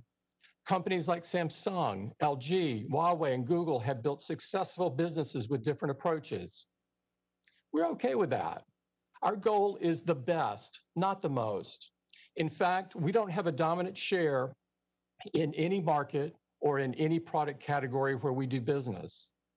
What does motivate us is that timeless drive to build new things that we're proud to show our users. We focus relentlessly on those innovations, on deepening core principles like privacy and security, and on creating new features. In 2008, we introduced a new feature of the iPhone called the App Store. Launched with 500 apps, which seemed like a lot at the time, the App Store provided a safe and trusted way for users to get more out of their phone. We knew the distribution options for software developers at the time didn't work well. Brick and mortar stores charged high fees and had limited reach. Physical media like CDs had to be shipped and were hard to update. From the beginning, the App Store was a revolutionary alternative. App Store developers set prices for their apps and never pay for shelf space. We provide every developer with cutting-edge tools like compilers, programming languages, and more than 150,000 essential software building blocks called APIs. The App Store guidelines ensure a high-quality, reliable, and secure user experience. They are transparent and applied equally to every developer. For the vast majority of apps, developers keep 100% of the money they make. The only apps that are subject to a commission are those where the developer acquires a customer on an Apple device and where the features or services would be experienced and consumed on an Apple device. In the App Store's more than 10-year history, we have never raised the commission or added a single fee. In fact, we've reduced it for subscriptions and exempted additional categories of apps. I'm here today because scrutiny is reasonable and appropriate. We approach this process with respect and humility, but we make no concession on the facts. What began as 500 apps is now more than 1.7 million, only 60 of which are Apple software. If Apple is a gatekeeper, what we've done is open the gate wider. We want to get every app we can on the store, not keep them off. The App Store's economic contributions are significant. The ecosystem is responsible for 1.9 million jobs in all 50 states, and it facilitated $138 billion in commerce in the US in 2019 alone. I share the committee's belief that competition promotes innovation, that it makes space for the next great idea, and that it gives consumers more choices. Since Apple was founded, these things have defined us. The first Mac brought opportunity and possibility into the home. The iPod helped musicians and artists to share their creations and be paid fairly for it. This legacy does much more than make us proud. It inspires us to work tirelessly to make sure tomorrow will be even better than today. Thank you very much. I look forward to responding to your questions. Thank you, Mr. Cook. Mr. Zuckerberg is now recognized for 5 minutes. Thank you. Before I begin, I want to add my voice to those honoring Congressman John Lewis and his service to our country. America has lost a real hero who never stopped fighting for the rights of every person. Chairman Cicilline, Ranking Member Sensenbrenner, and members of the subcommittee, thank you for the opportunity to testify. The tech industry is an American success story. The products we build have changed the world and improved people's lives. Our industry is one of the ways that America shares its values with the world and one of our greatest economic and cultural exports. Facebook is part of this story. We started with an idea to give people the power to share and connect, and we've built services that billions of people find useful. I'm proud that we've given people who've never had a voice before the opportunity to be heard, and given small businesses access to tools that only the largest players used to have. Since COVID emerged, I'm proud that people have used our services to stay in touch with friends and family who they can't be with in person, and to keep their small businesses running online when physical stores are closed. I believe that Facebook and the US tech industry are a force for innovation and empowering people, but I recognize that there are concerns about the size and power of tech companies. Our services are about connection, and our business model is advertising, and we face intense competition in both. Many of our competitors have hundreds of millions or billions of users. Some are upstarts, but others are gatekeepers with the power to decide if we can even release our apps in their app stores to compete with them. In many areas, we're behind our competitors. The most popular messaging service in the US is iMessage. The fastest growing app is TikTok. The most popular app for video is YouTube. The fastest growing ads platform is Amazon. The largest ads platform is Google. And for every dollar spent on advertising in the US, less than 10 cents is spent with us.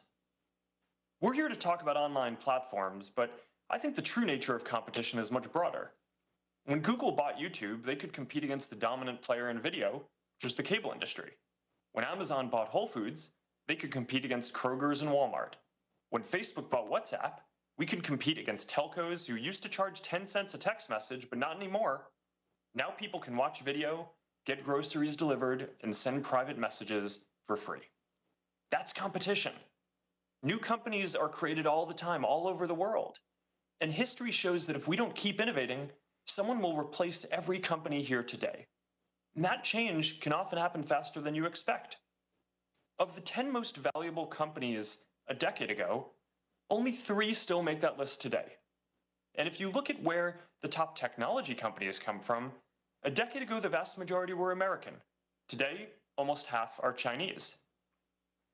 Aside from competition, there are other serious issues related to the internet, including questions about elections, harmful content, and privacy.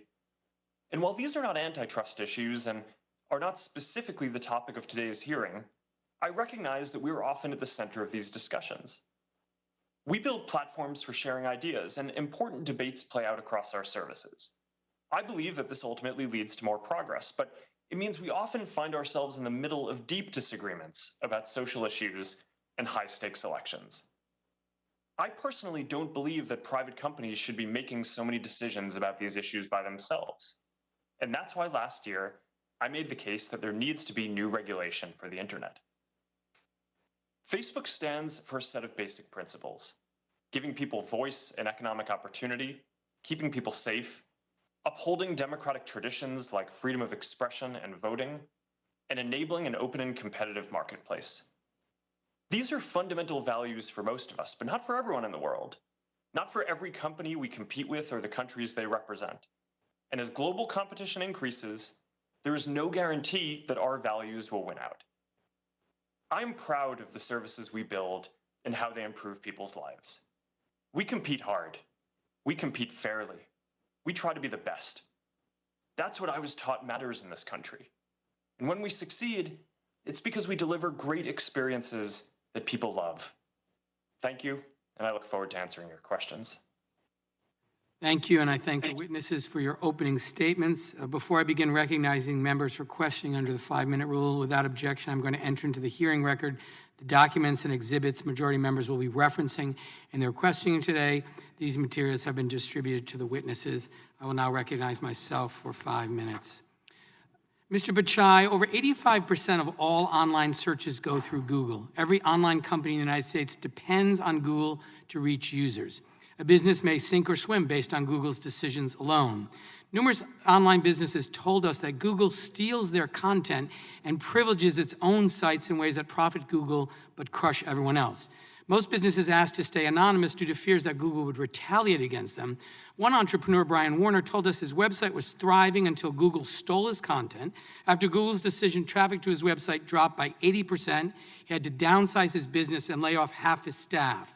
He told us, and I quote, "If someone came to me with an idea for a website or a web service today, I'd tell them to run as far away from the web as possible. Launch a lawn care business or dog grooming business, something Google can't take away as soon as he or she is thriving." So my first question, Mr. Pichai, is why does Google steal content from honest businesses? Mr. Chairman, with respect, I disagree with that characterization.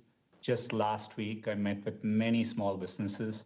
In fact, today we support 1.4 million small businesses, supporting over $385 billion in economic activity. We see many businesses thrive, particularly even during the pandemic. Businesses, an example, Kettle Kings in Texas, which sells kettlebells. They've really Mr. Pichai, expanded. I have a limited amount of time, so I don't want to interrupt you, but my question is very specific. We heard throughout this investigation that Google has stolen content to build your own business. These are consistent reports, and so your testimony that doesn't happen is really inconsistent with what we've learned during the course of the investigation, but I'll move on to a new question. Mr. Pichai, most Americans believe that when they enter a search query that what Google shows are the most relevant results. But increasingly, Google just shows whatever is most profitable for Google, be it Google Ads or Google's own sites. And so my question, Mr. Pichai, isn't there a fundamental conflict of interest between serving users who want to access the best and most relevant information and Google's business model, which incentivizes Google to sell ads and keep users on Google's own sites? We've always focused on providing users the most relevant information, and we rely on that trust for users to come back to Google every day. In fact, a vast majority of queries in Google, we don't show ads at all, and we show ads only for a small subset of queries where the intent from users is highly commercial. For example, they may be looking for something like TV sets or so on. But Mr. Pichai, what is the value of the part that you do use the Google ads for? I mean, it's a substantial part of your business. What's the actual value? 200 billion, 300 billion? In terms of revenue, it's around $100 plus billion. But that's a lot of money, Mr. Pichai. Let me move on. Really, Mr. Pichai, it's Google's business model that is the problem. Our documents show that Google evolved from a turnstile to the rest of the web to a walled garden that increasingly keeps users within its sites.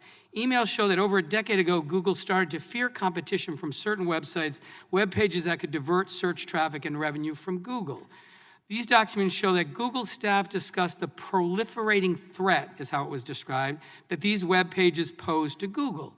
Any traffic lost to other sites was a loss in revenue. One of Google's memos observed that certain websites were getting, and I quote, too much traffic. So Google decided to put an end to that. Mr. Pichai, you've been at Google since 2004. Were you involved in these discussions about the threat from vertical search? Congressman, without knowing the specifics, it's, I'm not fully clear of the context, but definitely when we look at vertical searches, it validates the competition we see. For example, when users come looking to shop online, independent studies show that over 55% of product searches originate with Amazon, and over 70% originate with the major e-commerce companies. In the few categories which are commercial in nature, we see vigorous competition, be it travel, be it real estate, and we are working hard. Well, let me ask very specifically, Mr. Pichai. The evidence that we collected shows that Google pursued a multi-pronged attack. First, Google began to steal other web pages' content. For example, in 2010, Google stole restaurant reviews from Yelp to bootstrap its own rival local search business. Mr. Pichai, do you know how Google responded when Yelp asked you to stop stealing their reviews? Well, I'll tell you, our investigation shows that Google's response was to threaten to delist Yelp entirely. In other words, the choice Google gave Yelp was, let us steal your content or effectively disappear from the web. Mr. Pichai, isn't that anti-competitive? Congressman, when I run the company, I'm really focused on giving users what they want. We conduct ourselves to the highest standard. Happy to engage, understand the specifics, and answer your questions further. Thank you. And just one final series of questions, Mr. Pichai. Did Google ever use its surveillance over web traffic to identify competitive threats? Congressman, just like other businesses, we try to understand trends from data which we can see, and we use it to improve our products for our users. But we are really focused on improving our products, and that's how search I appreciate works. that, Mr. Pichai. Google's own documents and numerous interviews with companies affected by this conduct show that Google did just that, which is very disturbing and very anti-competitive. In addition to stealing content, Google also began to privilege its own sites. An investigative report published just yesterday found that 63% of web searches that start on Google also end somewhere on Google's own websites. And to me, that's evidence that Google is increasingly a walled garden, which keeps users on Google sites, even if Google doesn't have the most relevant information, and it's economically catastrophic for other companies online. And so my time is running out, but Mr. Pichai, I'll just end by saying the evidence seems very clear to me. As Google became the gateway to the internet, it began to abuse its power. It used its surveillance over web traffic to identify competitive threats and crush them. It has dampened innovation and new business growth, and it's dramatically increased the price of accessing users on the internet, virtually ensuring that any business that wants to be found on the web must pay Google a tax. And with that, I recognize the ranking member of the subcommittee, Mr. Sensenbrenner, for his first round of questions. Thank you very much, Mr. Chairman. I've been in Congress 42 years. That's coming to an end at the end of this year. I'm breathing a sigh of relief. But during that period of time, during the decade of the 90s and the zeros, I was involved as chairman of the Science Committee and chairman of this committee, and trying to make the net universal, and open it up to everybody. And one of the theses that we use is the net should end up becoming basically the debate on issues, not only in our country, but throughout the world. And in exchange for that, this committee and the Congress gave internet service providers immunity, so if somebody said something defamatory in what they posted, the ISPs could not be a part of a lawsuit for defamation. Now, after hearing Mr. Jordan give a long line of censorship of conservative viewpoints, I'm concerned that the people who manage the net, and the four of you manage a big part of the net, are ending up using this as a political screen. Conservatives are consumers too. And the way the net was put together in the eyes of Congress is that everybody should be able to speak their mind. Now, Mr. Zuckerberg, Mr. Jordan's litany of censorship zeroes in on Facebook. Exactly what are your standards in, quote, filtering out political speech that maybe some people out there don't agree with? Congressman, thank you for the opportunity to address this. Our goal is to offer a platform for all ideas. We want to give everyone in the world a voice to share their experiences and ideas. A lot of that is day-to-day things that happen in their lives. Some of it is political. And frankly, I think that we've distinguished ourselves as one of the companies that defends free expression the most. We do have community standards around things that you can and cannot say. I think you would likely agree with most of them. They ban categories of harm such as promoting terrorist propaganda, child exploitation, incitement of violence, some more legalistic things like intellectual property violations, and they also ban things like hate speech that could lead to dehumanizing people and encouraging violence down the road. If I may ask a specific of you, It was reported that Donald Trump Jr. got taken down for a period of time because he put something up on the efficacy of hydroxychloroquine. Now, I wouldn't take it myself, but there still is a debate on whether it is effective either in treating or preventing COVID-19. And I think that this is a legitimate matter of discussion. And it would be up to a patient and their doctor to determine whether hydroxychloroquine was the correct medication, given the circumstances. Now, why did that happen? Congressman, well, first, to be clear, I think what you might be referring to happened on Twitter, so it's hard for me to speak to that. But I can talk to our policies about this. We do prohibit content that will lead to imminent risk of harm. And stating that there's a proven cure for COVID when there is in fact none might encourage someone to go take something that could have some adverse effects. So we do take that down. We do not prohibit discussion around trials of drugs or people saying that they think that things might work or personal experiences with experimental drugs. But if someone is going to say that something is proven when in fact it is not, that could lead people wouldn't that be up for somebody on the other side of the issue to say that this is not proven?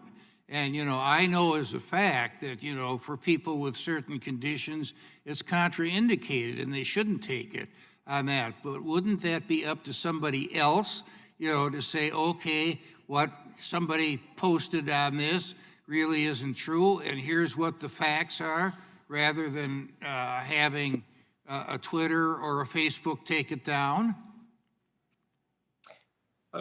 Congressman, in general, I agree with you, and we do not want to become the arbiters of truth. I think that would be a bad position for us to be in and not what we should be doing. But on specific claims, if someone is going to go out and say that hydroxychloroquine is proven to cure COVID, when in fact it has not been proven to cure COVID, and that statement could lead people to take a drug that in some cases, some of the data suggests that it might be harmful to people, we think that we should take that down. That could cause imminent risk of harm.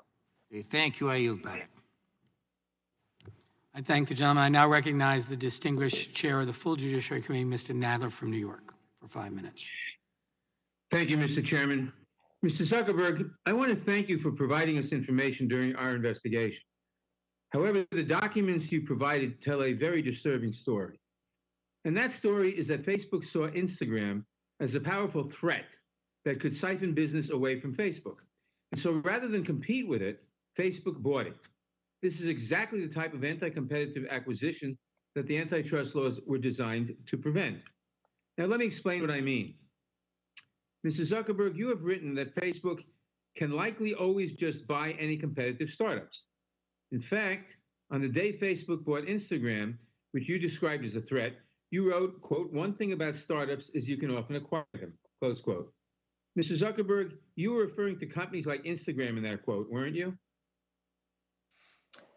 Congressman, I don't have the exact document in front of me, but I've always been clear that we viewed Instagram both as a competitor and as a complement to our services. In the growing space around after smartphones started getting big, and they competed with us in the space of mobile cameras and mobile photo sharing. But at the time, almost no one thought of them as a general social network.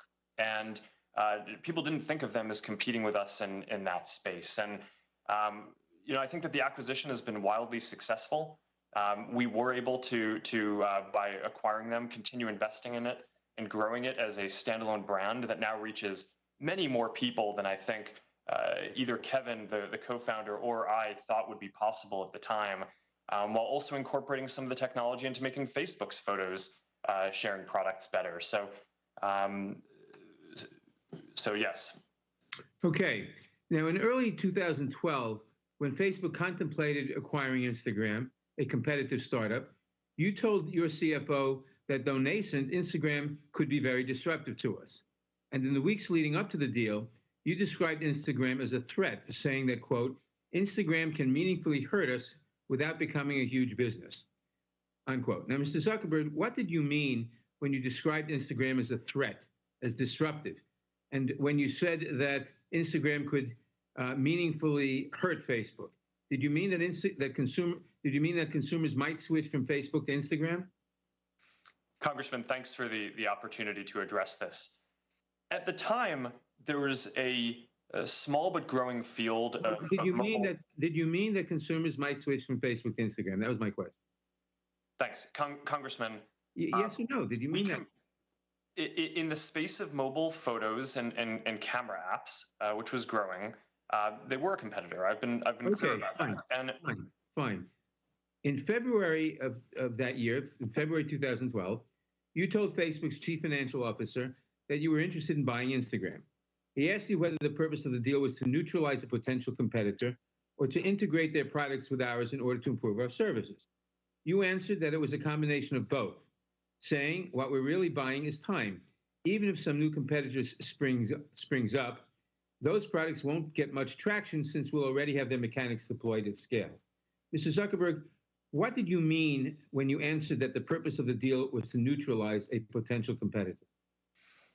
Congressman, well, those aren't my words, but yes, I've been clear that Instagram was a competitor in the space of mobile photo sharing. There were a lot of others at the time. They competed with apps like ViscoCam and Pick Please and companies like Path. It was a subset of the overall space of connecting that we exist in. And by having them join us, they certainly went from being a competitor in the space of being a mobile camera to an app that we could help grow and help get more people to be able to use and be on our team. And I think that's been wildly successful. Yeah. Well, Mr. Zuckerberg, mergers and acquisitions that buy off potential competitive threats violate the antitrust laws. In your own words, you purchased Instagram to neutralize a competitive threat. If this was an illegal merger at the time of the transaction, why shouldn't Instagram now be broken off into a separate company? Well, Congressman, I think the FTC had all of these documents and reviewed this and unanimously voted at the time not to challenge the acquisition. I mean, I think with hindsight, it probably looks like obvious that Instagram would have reached the scale that it has today, but at the time it was far from obvious. A lot of the competitors that they competed with in mobile sharing, including companies like Path, which were hot at the time and had great founders and entrepreneurs running them. Dave Moore and I worked closely with him. I mean, I don't even think Path exists today. It was not a guarantee that Instagram was going to succeed. The acquisition has done wildly well, largely because not just of the founders' talent, but because we invested heavily in building up the infrastructure and promoting it and working on security and working on a lot of things around this. And I think that this has been an American success story. Well, thank you. Mr. Zuckerberg, you're making my point. In closing, Mr. Chairman, I want to end where I began. Facebook, by Mr. Zuckerberg's own admission and by the documents we have from the time, Facebook saw Instagram as a threat that could potentially siphon business away from Facebook. And so rather than compete with it, Facebook bought it. This is exactly the type of anti-competitive acquisition that the antitrust laws were designed to prevent. This should never have happened in the first place. It should never have been permitted to happen, and it cannot happen again. I yield back. Thank you, Mr. Chairman. I would remind the witness that the failures of the FTC in 2012, of course, do not alleviate the antitrust challenges that the chairman described. And with that, I'm going to recognize the gentleman from Colorado, and again, thank him for co-hosting one of the most important field hearings we had along with Mr. Neguse in Colorado that I think was very critical in this investigation. And you're recognized from 5 minutes, Mr. Buck. Thank you, Mr. Chairman. And I want to offer my appreciation to you for the bipartisan way that you have approached the subcommittee's investigation. I want to start by saying that capitalism is the greatest instrument for freedom this world has ever seen. Capitalism has given the United States the freedom and means to defeat the Soviet Union, beat back fascism, and put a man on the moon. This economic system has lifted millions out of poverty. It has made America the freest, most prosperous nation in the world. Our witnesses have taken ideas born out of a dorm room, a garage, a warehouse, and built these dreams into 4 of the biggest power players in the digital global economy. You have all enjoyed the freedom to succeed. Now, let me be clear. I do not believe big is necessarily bad. In fact, big is often a force for good. However, I want to address one particularly disturbing issue. Mr. Pichai, in October 2018, Google dropped out of the running for a Pentagon contract to complete the Joint Enterprise Defense Infrastructure, or JEDI contract, which was valued at more than $10 billion. Google's stated reason for removing itself from the bidding process is that the U.S. military's project did not align with Google's corporate values and principles. This is the same U.S. military that fights for our freedoms and stands as a force for good across the globe. These are the same soldiers, sailors, and airmen that sacrifice their lives to ensure you have the freedom to build your company and set your corporate policies without fear of government interference, unlike in communist China. I also find it very interesting that only months after making this decision to withdraw from the JEDI contract, Marine General Joseph Dunford, the chairman of the U.S. Joint Chiefs of Staff, warned the Senate Armed Forces Committee that the Chinese military was directly benefiting from Google's work. It made me wonder what values Google and communist Red China had in common. I asked myself, is it that the Chinese Communist Party imprisons Uyghur Muslims in concentration camps, like it is shown on the chart behind me? Could it be that China forces slaves to work in sweatshops? Maybe they align on the design to suppress free speech in Hong Kong. Did Google agree with CCP's decision to lie to the world about the COVID-19 pandemic? Then I thought about Google's Dragonfly experiment. I wondered if perhaps you agreed with the Chinese government's use of technology platforms to spy on its own people and enforce draconian security laws.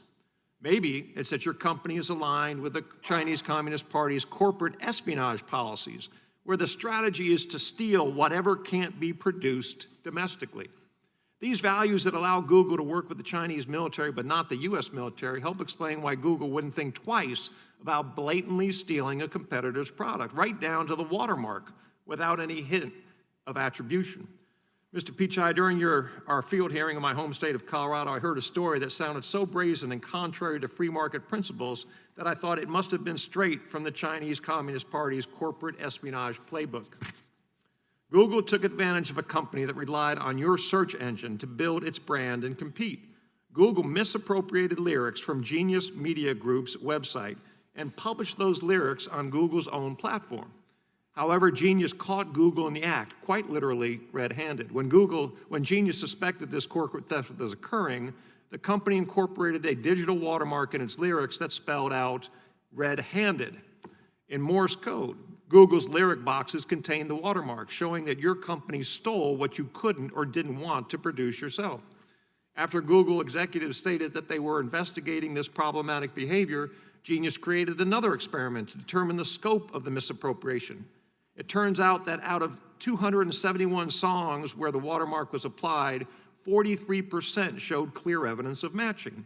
Your company, which advertises itself as a doorway to freedom, took advantage of this small company, all but extinguishing Genius's freedom to compete.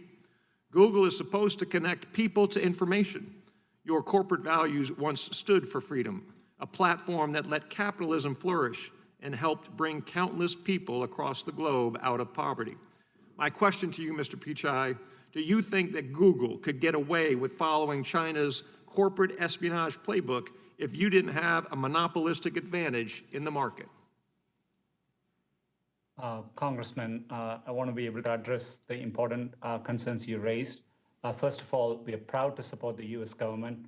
We recently signed a big project with the Department of Defense where we are bringing our world-class, zero trust-based cybersecurity approach to help protect Pentagon networks from cybersecurity attacks.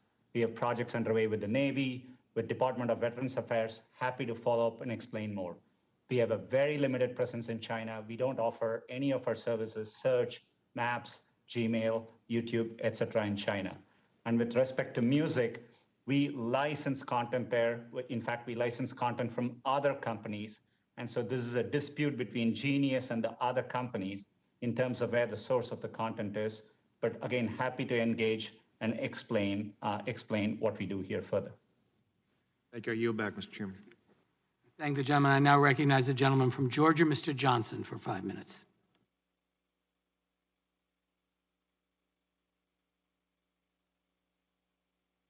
Thank you, Mr. Chairman. Mr. Cook, with over 100 million iPhone users in the United States alone, and with Apple's ownership of the App Store, giving Apple the ability to control which apps are allowed to be marketed to Apple users, you wield immense power over small businesses to grow and prosper. Apple is the sole decision maker as to whether an app is made available to app users through Apple's App Store. Isn't that correct? Sir, the App Store, thank you for the questions. The App Store is a feature of the iPhone, much like the camera is and the chip is. Yeah. And so my point is, and I'm sorry to interrupt, but I want to get to the point. Point is that Apple is the sole decision maker as to whether an app is made available to app users through the Apple Store. Isn't that correct? If it's a native app, yes, sir. If it's a web app, no. Okay, thank you. Thank you. And throughout our investigation, we've heard concerns that rules governing the App Store review process are not available to the app developers. The rules are made up as you go. They are arbitrarily interpreted and enforced and are subject to change whenever Apple sees fit to change. And developers have no choice but to go along with the changes, or they must leave the App Store. That's an enormous amount of power. Also, the rules get changed to benefit Apple at the expense of app developers, and the App Store is said to also discriminate between app developers with similar apps on the Apple platform, and also as to small app developers versus large app developers. So, Mr. Cook, does Apple not treat all app developers equally? Sir, we treat every developer the same. We have open and transparent rules. It's a rigorous process. Because we care so deeply about privacy and security and quality, we do look at every app before it goes on. But those rules apply evenly to everyone. And as you can tell by going from... Some developers are favored over others, though. Isn't that correct? That is not correct. And as you can tell from going from just 500... I'll give you an example. Baidu has two App Store employees assigned to help it navigate the App Store bureaucracy. Is that true? I don't know about that, sir. Well, you don't have other app developers who have that same access to Apple personnel, do you? We do a lot of things with developers, including looking at their beta test apps, regardless of whether they're small or large. Okay, well, let me ask you this question. Apple has negotiated exceptions to its typical 30% commission for some apps like Amazon Prime. Is a reduced commission such as the one that Amazon Prime gets available to other app developers? It's available to anyone meeting the conditions, yes. Okay, well, let me ask you this. Apple requires all app developers to use Apple's payment processing system if those developers want to sell their goods or services to Apple users through Apple's App Store. Isn't that correct? That is correct, because it's by processing payments for apps that you allow into the App Store, you collect their customer data and you use that data to inform Apple as to whether whether or not it would be profitable for Apple to launch a competing app. Isn't that correct? Sir, 84% of the apps are charged nothing. The remaining 16% either pay 15 or 30, depending upon the specifics. If it's in the second year of a subscription, as an example, it only pays 15%. If you look back at history... What's to stop Apple from increasing its commission to 50%? Sir, we have never increased commissions in the store since the first day it operated in 2008. There's nothing to stop you from doing so, is it? No, sir, I disagree strongly with that. There is a competition for developers just like there's a competition for customers. And so the competition for developers, they can write their apps for Android or Windows or Xbox or PlayStation. So we have fierce competition at the developer side and the customer side, which is essentially, it's so competitive, I would describe it as a street fight for market share in the smartphone business. Has Apple ever retaliated against or disadvantaged a developer who went public about their frustrations with the App Store? Sir, we do not retaliate or bully people. It's strongly against our company culture.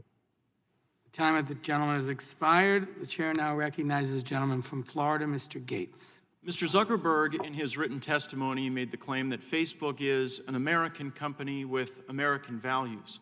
Do any of the rest of you take a different view? That is to say that your companies don't embrace American values. It's great to see that none of you do. Mr. Pichai, I'm worried about Google's market power, how it concentrates that power, and then ultimately how it wields it. Project Maven was a collaboration between Google and the Department of Defense that Google pulled out of, citing ethical concerns, and you made the decision to pull out of that joint venture following receipt of a letter from thousands of your employees saying that Google should not be in the business of war. My question, Mr. Pichai, is did you weigh the input from your employees when making the decision to abandon that project with the United States military? Congressman, thanks for your concern. As I said earlier, we're deeply committed to supporting the military and the U.S. government. We have undertaken several projects since then. We do take our employees' input into account, but it's one input. We make decisions based on a variety of factors. As a company, we were new in the cloud space at that time. Since then, thank you.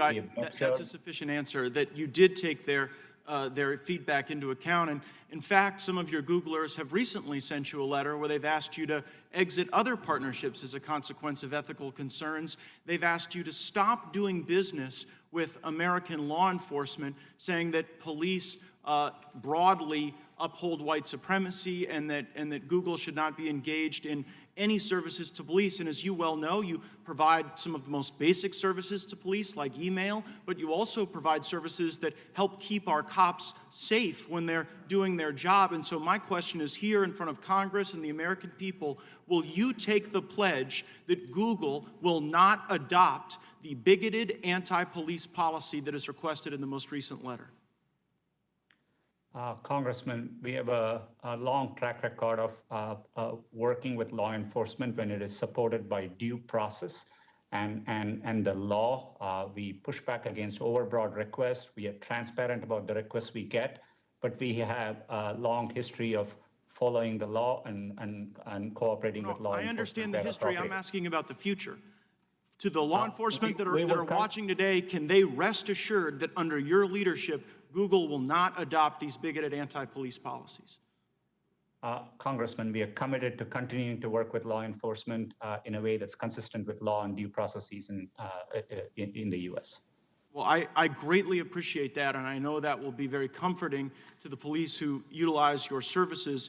You mentioned earlier in the discussion about China that your engagement in China was very limited, but yet Google has an AI China Center. The Chinese Academy of Sciences has published a paper saying that enhanced the targeting capabilities of China's J-20 fighter aircraft. You collaborate with Chinese universities that take millions upon millions of dollars from the Chinese military. Matter of fact, one of your Googlers, Fifi Li, while under your employ, was cited in Chinese state media saying, "China is like a sleeping giant. When she wakes, she will tremble the world." The former Secretary of Defense, Mr. Shanahan, said that the lines have been blurred in China between commercial and military application. And as Mr. Buck cited, General Dunford says that your company is directly aiding the Chinese military. And Peter Thiel, who actually serves on Mr. Zuckerberg's board at Facebook, said that Google's activities with China are treasonous. He accused you of treason. So why would an American company with American values so directly aid the Chinese military, but have ethical concerns about working alongside the U.S. military on Project Maven. And I understand your point about cybersecurity and those things, but Project Maven was a specific way to ensure that our troops are safe on the battlefield. And if you have no problem making the J-20 Chinese fighter more effective in its targeting, why wouldn't you want to make America as effective? Congressman, with respect, we are not working with the Chinese military. It's absolutely false. I had a chance to meet with General Dunford personally. We have clarified what we do in China compared to our peers. It's very, very limited in nature. Our AI work in China is limited to a handful of people working on open source projects, and happy to share and engage with the office to explain our work in China further. Gosh, I mean, when the chairman of the Joint Chiefs of Staff says that an American company is directly aiding China, when you have an AI center, when you're working with universities, and when your employees are talking about China trembling the world, it seems to really call into question your commitment to our country and our values. I see my time's expired. I hope we have an additional round, Mr. Chairman. I thank the gentleman. I now recognize the gentleman from Maryland, Mr. Raskin, for 5 minutes. Thank you, Mr. Chairman. Mr. Zuckerberg,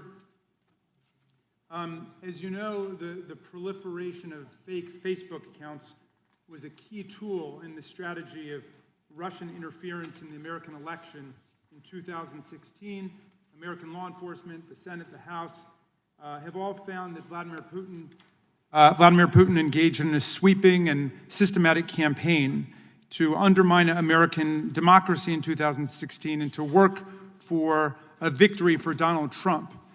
In his remarkable book, Mind Blank, and I'm being polite here, Cambridge Analytica and the Plot to Break America, whistleblower Christopher Wiley, who worked for several years at Cambridge Analytica, recounts how the Russian assault on America in Cambridge Analytica's research depended on Facebook. Quote, when Cambridge Analytica launched in the summer of 2014, Steve Bannon's goal was to change politics by changing culture.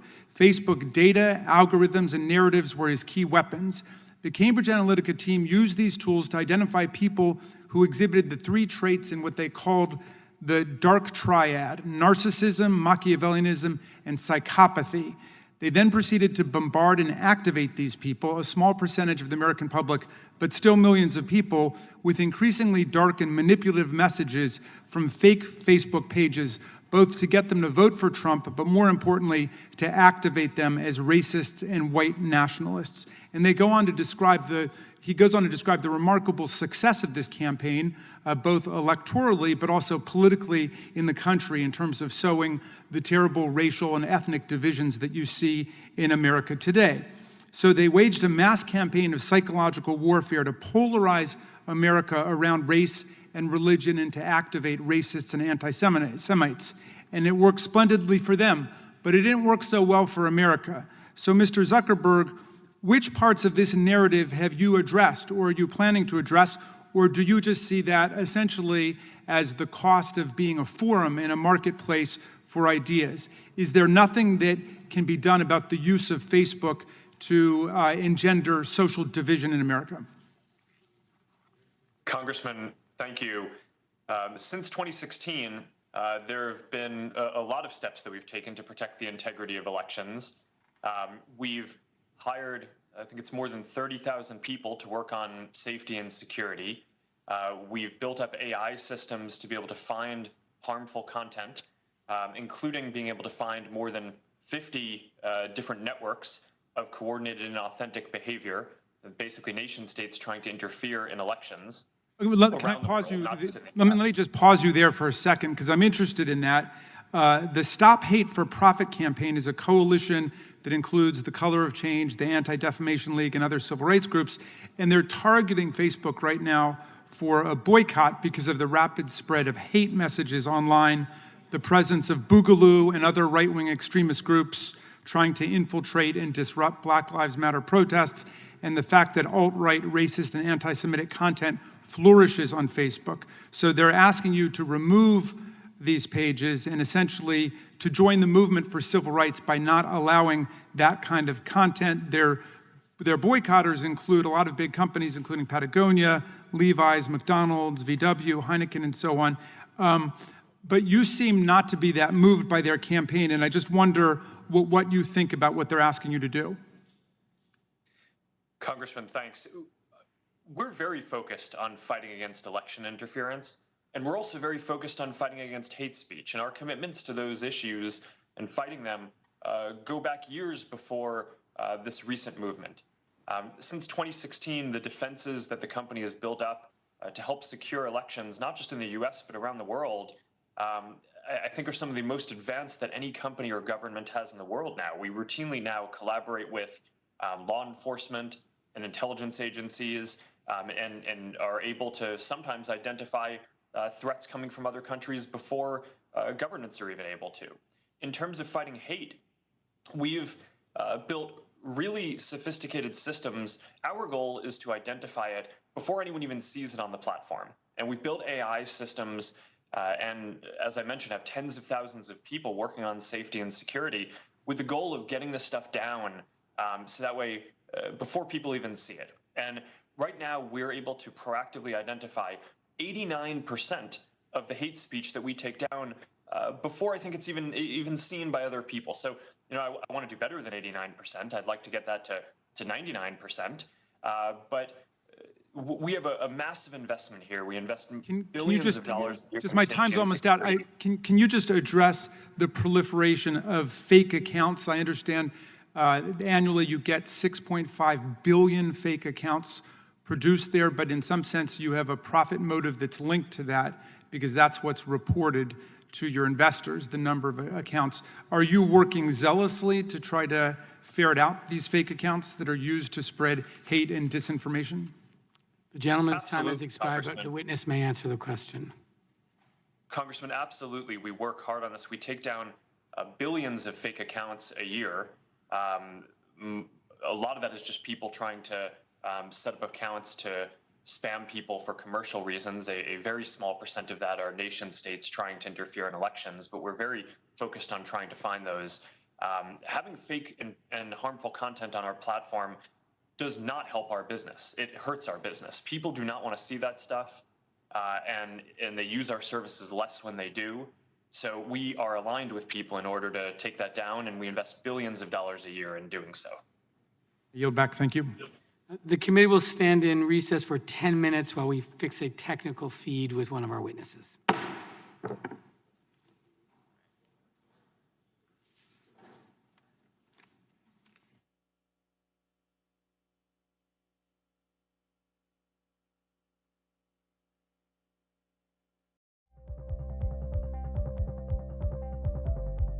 Go to the ends of the earth. Right now. We got something crazy. And reach for the stars. Here we are. Time. Yes, it's my comeback. Hey, this is pretty fun. But wait, there's more. Experience thought-provoking. Welcome to the idea of being a human being. Innovative and truly original reporting. Look through a telescope and go, wow. Because there's always something new under the sun on CBS Sunday morning. COVID has taken the lives of tens of thousands of Americans. Rural areas like this here on Navajo Nation are especially hit hard. 15 to 30% of our Navajo citizens don't have running water. In any indigenous reservation, there is a shortage of physicians. Native Americans are amongst the most vulnerable and hardest hit by COVID. Yeah, the more we lose our elders to COVID-19, the more we lose our language and our way of life. We need to bring awareness to the attention of Washington, D.C. and United States citizens that there is a need to focus on the first citizens of this country.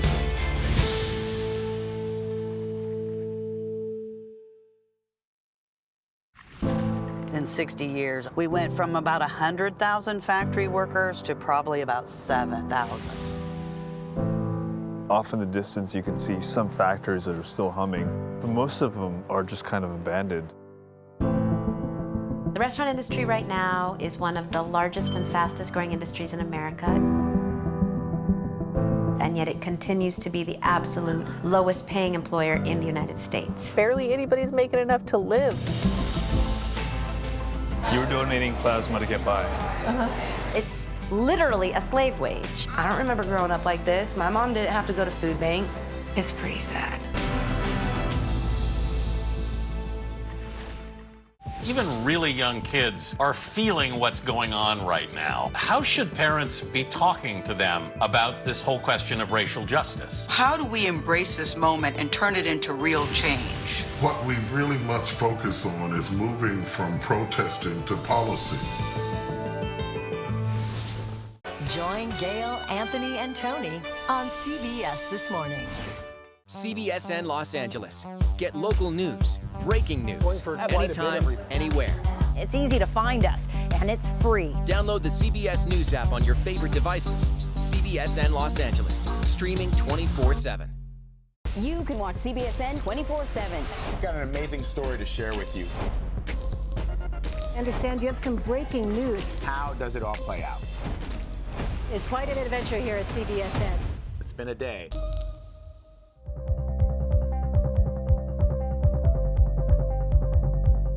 You can watch CBSN Bay Area 24/7. It's easy to find us and it's free. One way to watch us is on our website. Go to kpix.com and you'll be instantly connected to CBSN Bay Area. You can also watch by downloading the free CBS News app. At the bottom of the screen is a live button. And here we are, CBSN Bay Area. We're also available on Apple TV, Amazon Fire, Roku, and Xbox One. Join us. It has been a day of raw emotion as this city and the country mourned a man whose death has inspired a movement. Do you believe there is systemic racism in law enforcement? We spoke to black officers all around the country about the challenges that they face. When you're not in uniform, are you ever concerned for your safety? Out of uniform, I'm just another guy. I'm a black man first.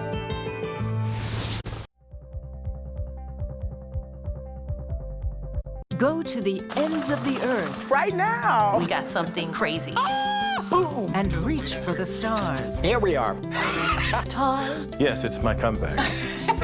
Hey, this is pretty fun. But wait, there's more. Experience thought-provoking, I'm open to the idea of being a human being. innovative, and truly original reporting. Look through a telescope and go, wow. Because there's always something new under the sun on CBS Sunday morning. COVID has taken the lives of tens of thousands of Americans. Rural areas like this here on Navajo Nation are especially hit hard. 15 to 30% of our Navajo citizens don't have running water. In any indigenous reservation, there is a shortage of physicians. Native Americans are amongst the most vulnerable and hardest hit by COVID. Yeah, the more we lose our elders to COVID-19, the more we lose our language and our way of life.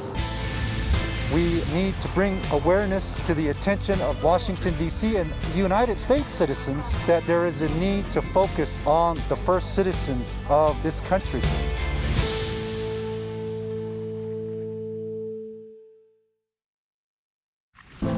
In 60 years, we went from about 100,000 factory workers to probably about 7,000.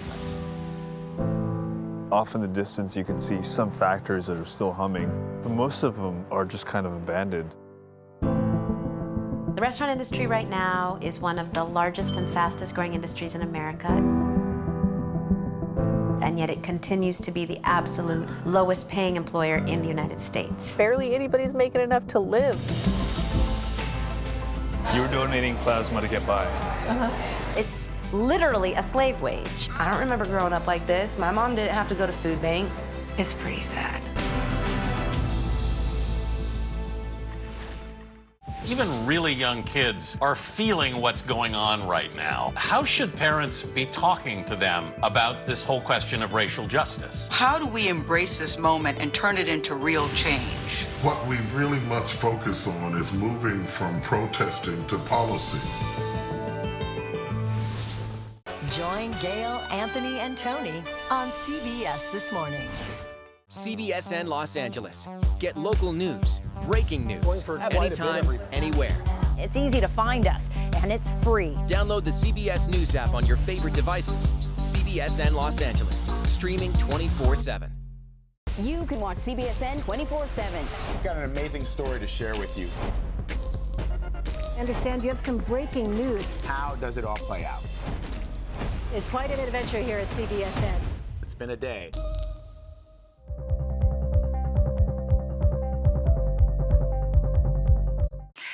As the number of coronavirus cases continues to climb in many countries, there are new concerns about another wave in Europe. With nearly half the population of Europe, the United States has more than 4 million confirmed cases of COVID-19, and nearly 150,000 Americans have died from the virus. Meanwhile, the continent of Europe has nearly 3 million cases. Many of those are linked to reopenings and summer travel. Elizabeth Palmer reports. As soon as travel restrictions eased in mid-June, Europeans flocked to sunny Spain. A month on, the number of COVID cases there has quadrupled. That's the biggest uptick, but there are spikes in France, Germany, and Belgium too. I'm afraid you are starting to see, in some places, the signs of a second wave of the pandemic. And we all remember what happened last time. The UK government abruptly announced a 2-week quarantine for Britons returning from Spain. There doesn't seem to be a consistent strategy. I don't think anybody knows what they're doing. In Germany, public health officials have set up free COVID testing stations at airports. Strict lockdowns this spring left some of the most famous tourist sites in the world eerily deserted. But life has begun to trickle back. Another lockdown brought on by a second wave of COVID would be devastating and unnecessary, says Professor David Heyman. You wouldn't be recommending a complete shutdown of travel in Europe? No, I wouldn't be. I think we need, Liz, to begin to understand how to travel safely, and we need to begin to get back to normal. But normal doesn't mean going on vacation to forget the pandemic. To flatten Europe's worrying COVID spikes, tourists can expect enforced social distancing, local curfews, lots of testing, and everywhere masks, even at the beach. Elizabeth Palmer, CBS News, London. The United Kingdom has signed a multi-million-dollar deal to secure a supply of a potential coronavirus vaccine. The $60 million deal with drug giants GSK and Sanofi secures 60 million doses of the experimental shot. It's the country's latest move